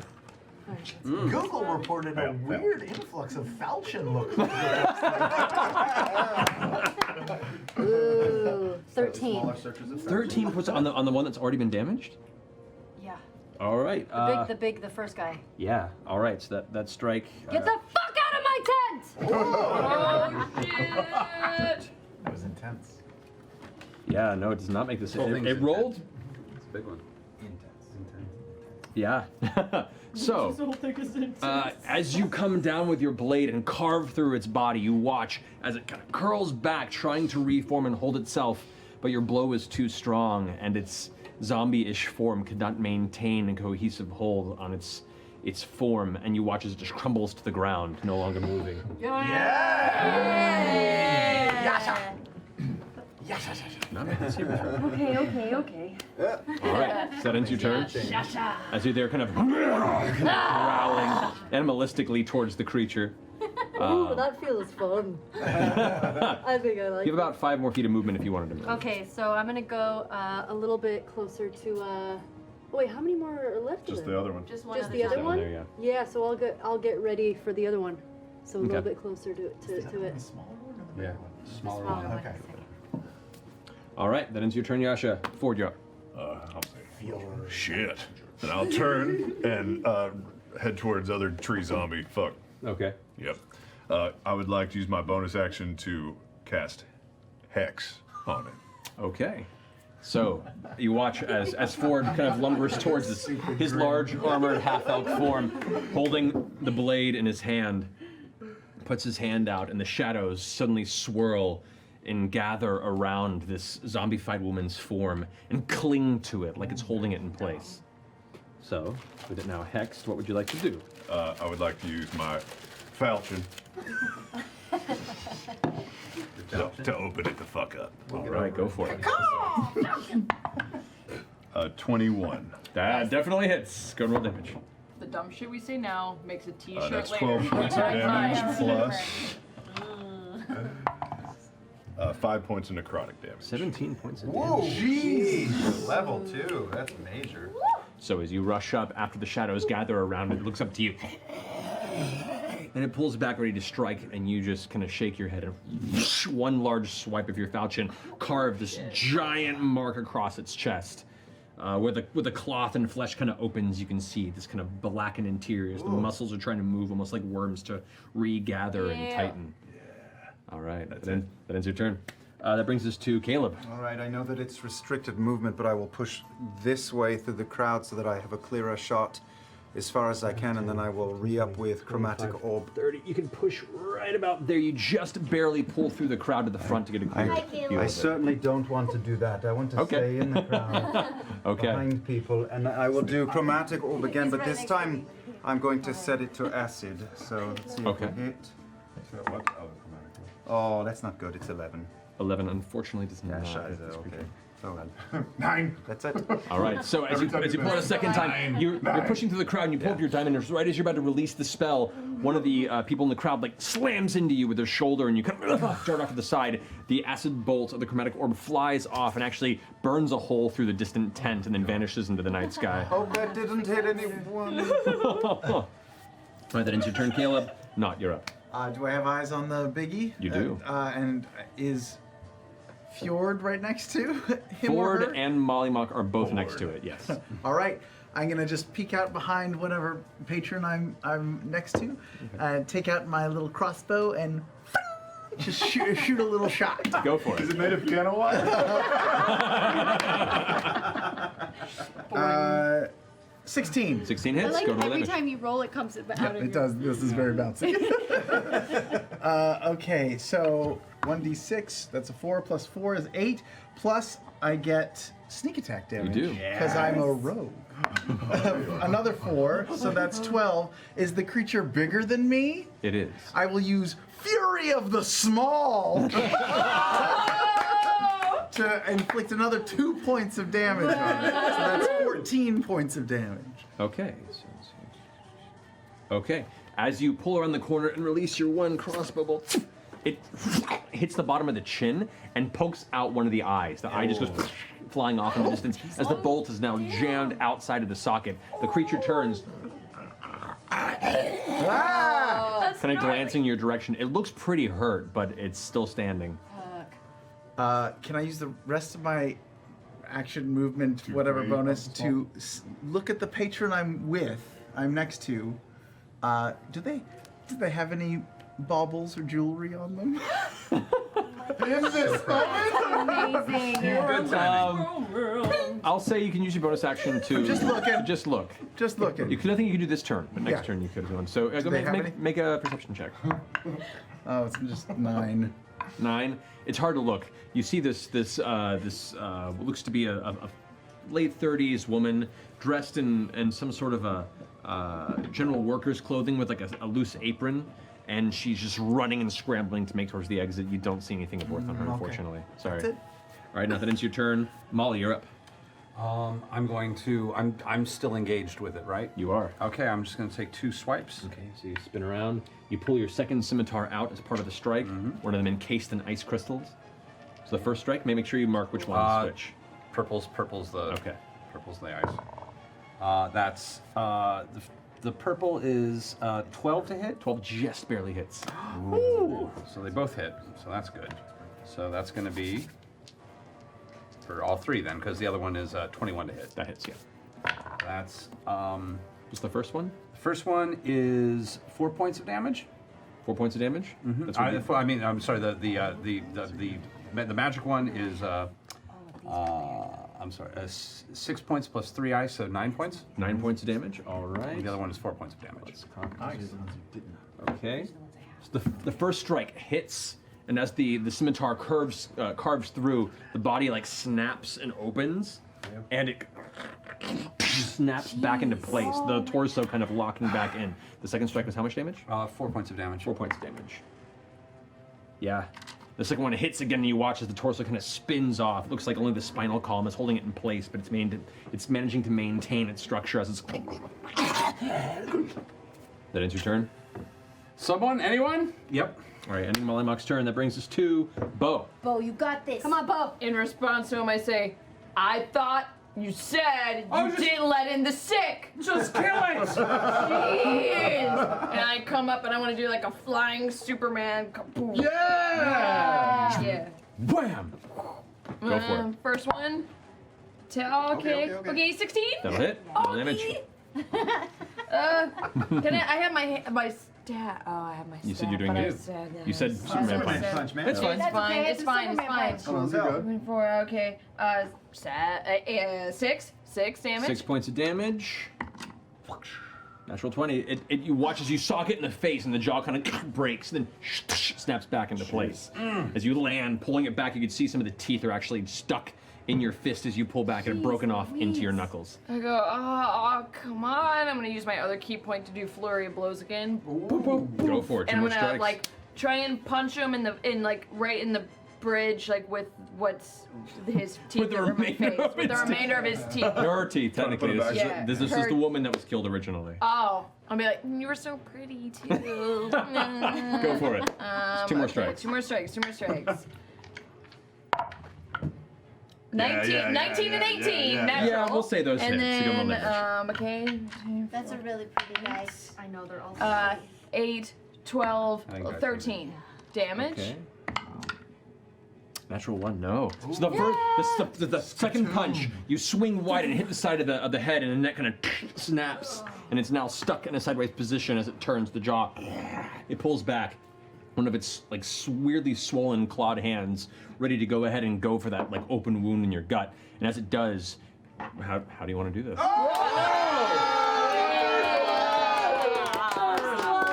First blood. I'll like do the uppercut with the other one, and the one that has like its teeth in it.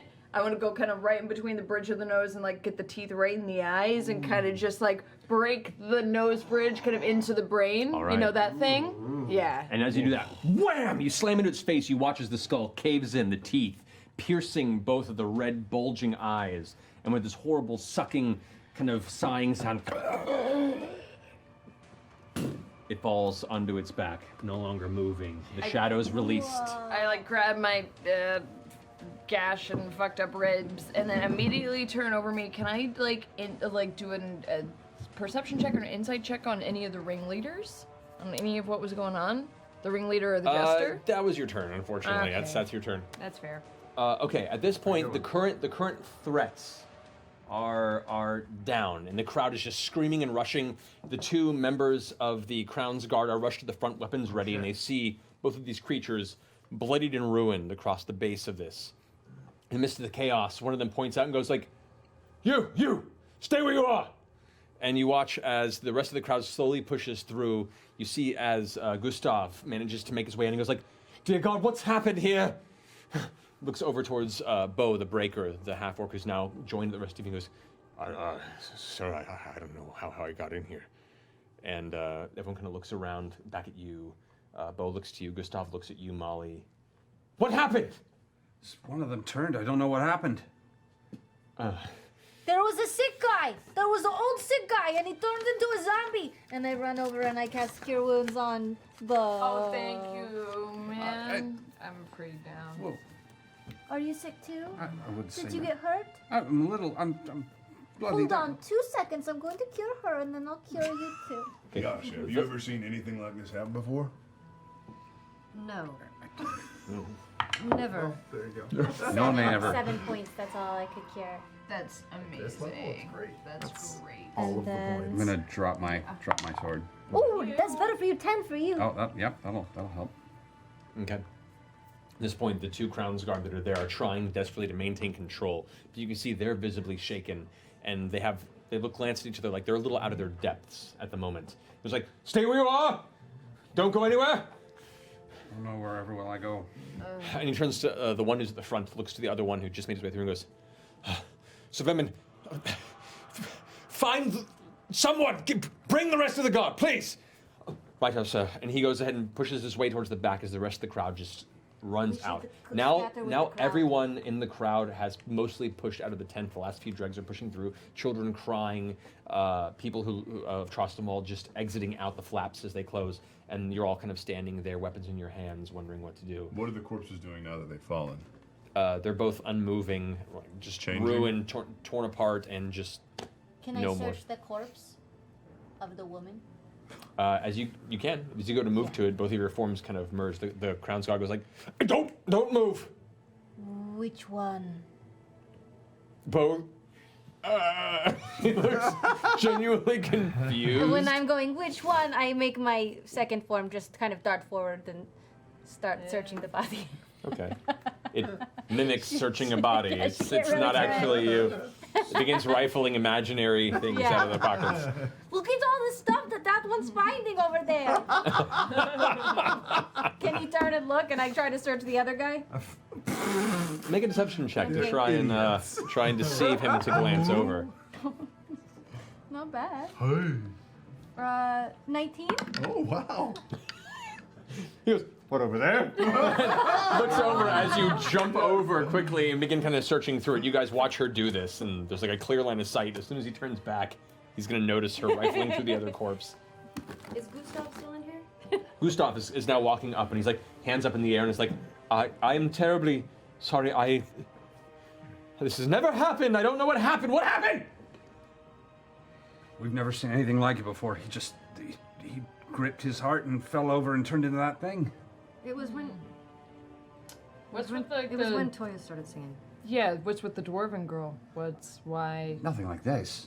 No, she's been singing with us for over 2 years now. How'd she come to you? She's a pretty young girl.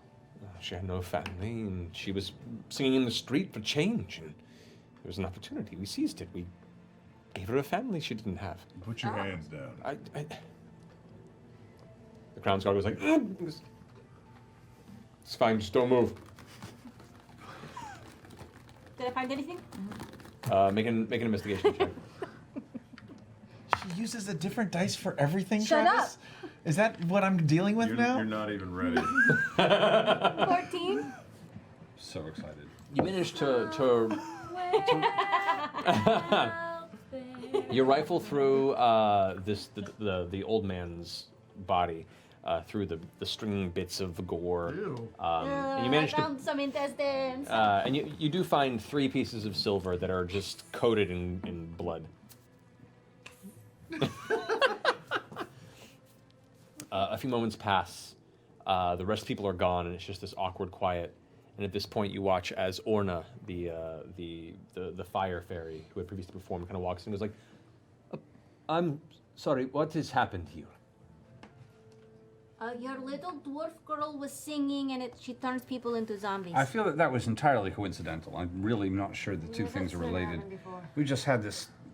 Something was wrong with this man. See, it's interesting because I would say the opposite. I would say it wasn't that coincidental because I would agree. It seemed to happen with the We've seen her Yeah. sing dozens, hundreds of times. Nothing like this has ever happened. I've seen people sit in the front row hundreds of times. Nothing like this has ever happened. The elderly and the sick in these tents before? Yeah, You you said it's also forbidden? happen to be very explicit on your Oh. page that you don't want the sick. So At this motion, Gustav goes, "It's generally just because we want to promote a space of welcoming cleanliness, and when we're working amongst the outskirts of the Empire, we don't want to bring an element that reminds you of death and You hate old people so much. Well, we're just people hate old. We're in people. We're entertainment. We have to be cautious.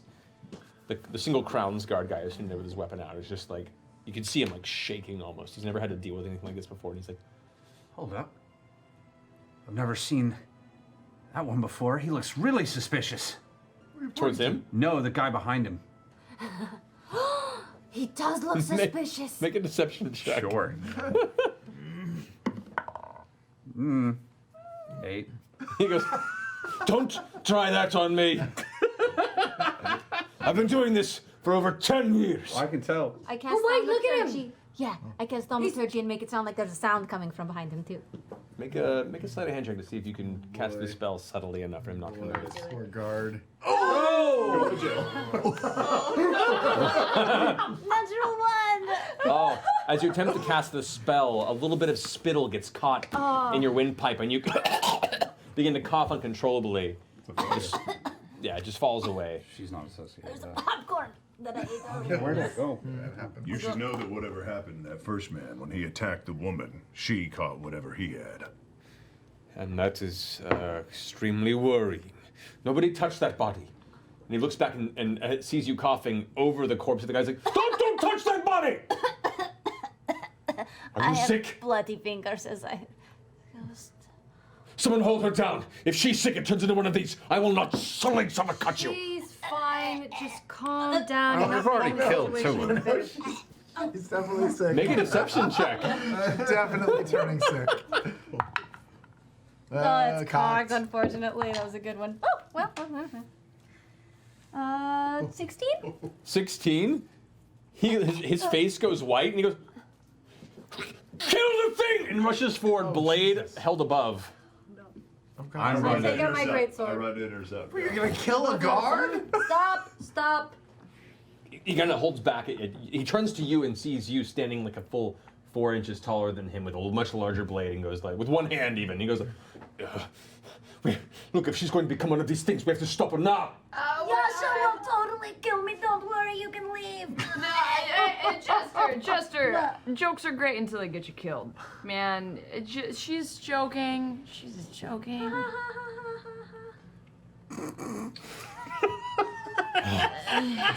And he like rubs his eyes. You can see him like now that he's closer to you, you can see he's sweating. He's scared. He's generally trying the best he can to use whatever training he's received to deal with a scenario he was not trained for. This is the King's Guard guy? One of the Crown's Guard. The Crown's Guard are yeah, they're all generally hired and trained militia that are sent amongst all the cities to keep the peace. What's your name, man? Yeah. Wow, he's really shook up. Yeah, James. Oh, what's James? Flynn. Flynn. How long you been doing this? You said 10 years? 10 years, 2 months ago. 10 years. Oh, happy 10-year anniversary. Yeah, congrats. Did you get like a nice watch or like a commemorative tankard? They don't have watches here. Shit. Did you get a commemorative tankard? Forget the watch part. No. Don't move.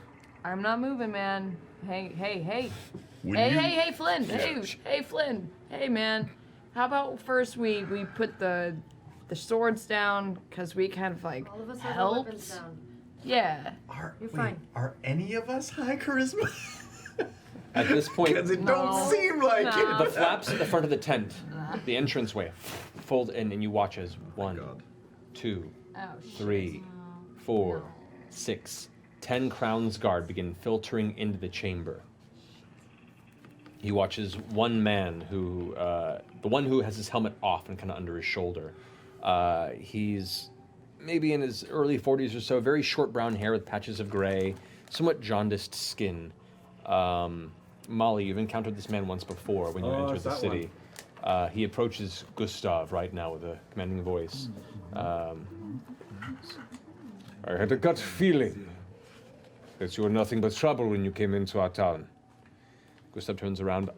I guarantee to you, my friend, I have no idea. What happened here? The Crown's Guard has been shaking hands and goes, Sir Flynn, there was a creature, this carnival seemed to create some sort of terrible entity that killed and then created a secondary beast. I watched it with my own eyes from the back row. And the man turns back towards Gustav and the rest of you. And who else saw that? We did. Well, we saw an old guy turn into a zombie, but it's possible that he just died because he was old, and then he had the zombie curse on him and just turned, you know? Because that happens a lot. Gustav, it's no use. We've been found out. Our terrible plot to make a zombie rampage through our carnival has been discovered. Whatever will we do now that we've been discovered for our brilliant plot to make a zombie ruin our circus? Flynn turns to you and goes like, put your weapons down, we will arrest you immediately! I'm literally holding nothing but my hands. I mean, I'm sorry, but we are basically a group of strangers. Most of us don't know each other. We all have the same story. There was a show, an old man became a thing, and we helped destroy it. This one destroyed it. What more do you want from us? It ruined our show. Flynn turns back and says, Watchmaster, what should we do? And the man with the helmet under his arm walks forward, walks to Gustav and gives him one look over, still a few inches shorter than him, but looks at him with a sense of purpose and social status that has a sense of disinterest and disrespect.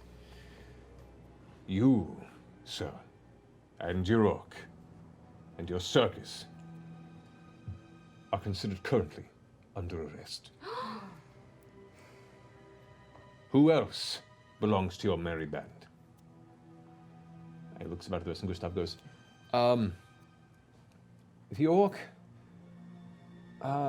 glances back at the two of you and goes, the rest of them are just purveyors of our performances.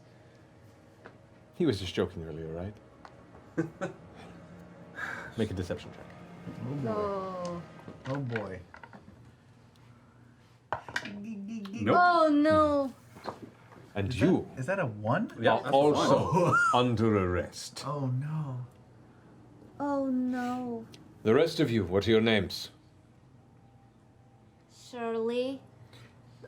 Temple. Caleb Whittogast. Not supposed to tell them. Bo, same as him. Bo. I am Bo. Pointed to me. With the NPC Bo, but it works.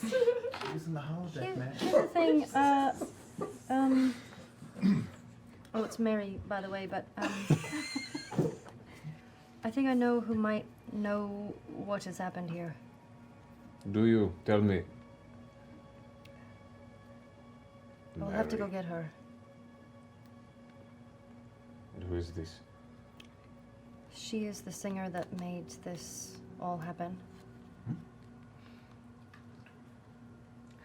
Flynn, escort this woman to retrieve this individual she speaks of. And Flynn kind of nods and walks over towards you.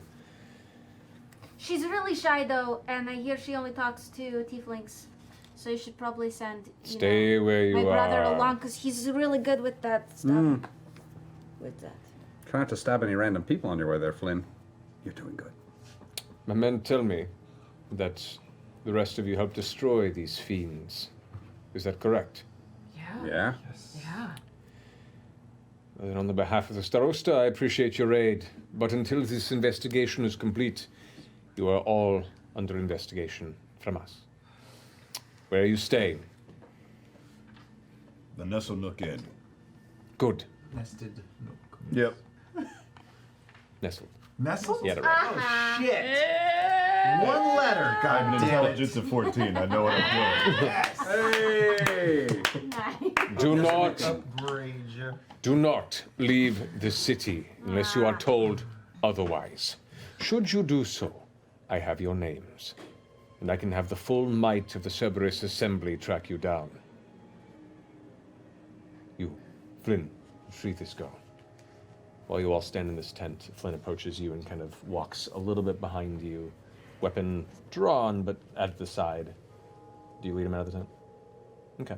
So you walk to the performer's flap, and as you walk out, you can see kind of backed up into the number of tents that are set up, and some of the carts. Other members of the circus are hiding, and as soon as you exit out the front and they see you before the Crown's Guard, they all immediately scatter and vanish into the nearby shadows out of sight.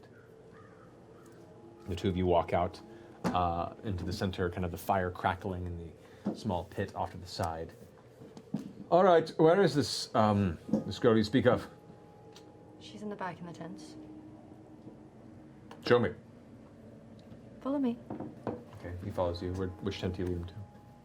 Back over here. Over here? Yeah. Okay, there's a larger tent. As he walks by your side, there's the flap. It's slightly open. I know, right? He walks in. Go get her. She won't talk to me. She's too scared of me. All right. Gets his weapon ready, and he just kind of walks into the tent. I close the tent and I take off. Okay. She's so smart. There's a few moments before in the distance you hear a voice say, "The tent is empty. What are you talking about? Hello? Hello?" And you don't look back, and you just run into the darkness of night, into the marrow fields, But and disappear. that's so mysterious. That's ruddy mysterious. While that was happening, I would Ruddy also. mysterious. I'm close to the edge of the tent, and at some point, I just summoned Frumpkin. I have up to 30 feet outside the tent, so Frumpkin's out there. Okay. Within 100 feet. Frumpkin keeps watch. The Watchmaster, as you heard him notify earlier, turns to the rest of you. So, the investigation will begin. If any information comes to light that could alleviate you of the charges brought to this carnival, come to me and let me know. If you have no answers before we complete this investigation, then I believe you all will fall into the judgment. Next time we don't help. That's what it comes down to. I know, we got paid the Just first get the time we fuck out. helped, and then we got arrested the second time. I don't know what lessons Just to learn. say okay and let's leave. Yeah. So, the guards escort you out of the tent. Molly, you're stuck behind with Gustav and Bo, the Breaker, with a guard of 5 Crown's guards set to keep watch. As the rest of you are set to the city, the Watchmaster turns once more and says, "Remember, you flee. I'll find you." And that's where we'll end tonight's session. Wait, what? No! I want to keep playing. Just go start I'm so excited. This is great. I'm going. It's a good spot. Oh man. We did it, we did it, we did it, we did it. Holy shit. We had to get Molly out. Yeah. Everything's better with Molly. Sure words were never spoken. Well, guys, welcome to the first campaign of the new campaign of season 2, I guess. Oh my goodness. Electric Crazy. Oh my, Wow. it feels We got so through weird. I'm Look enjoying at it. these cool Yeah. wormwood cases that we have. Fucking Sam! I swear to God. For fuck's sake. Yeah. I used 100% new dice. No repeats from Keyleth. Yeah, totally new dice. Couldn't do it. I kept the guild die. I used some new Oh, dice. combo. Oh, what are you talking about? Some new dice. I use this beautiful little Golden golden shape shape ways. The snitch is mine. Look at all the 20s talisman roll tonight. Apparently he All the wants to 20s. die. I know. I'll get a fancy, something fancy. Wants to see us die with him. Oh man. Well, Gave it away. I'm excited. Such cool characters, I'm guys. excited to see where this goes. Wow. I still don't know what half of you guys are.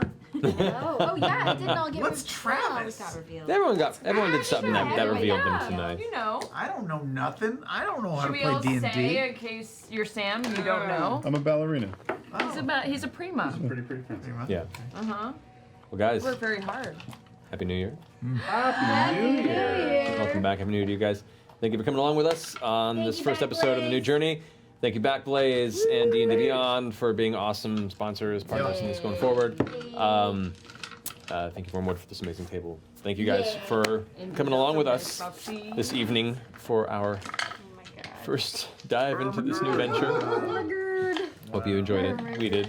Thank you to our amazing crew. Thank you, Matt Amazing Mercer, crew. for this amazing Yes. new campaign. Welcome to Wildemount. I'm excited. Wildemount. Yeah. Thanks, Yev. I know. Thanks, Yev. Guys, have a wonderful evening. We'll see you next week. See where this next stage in the story takes us. Ashley, I'm glad you can make it for this first episode. No. Fine and dash. Until then, have a wonderful night. Sleep well, and is it Thursday yet? Yeah. Good night. Yay.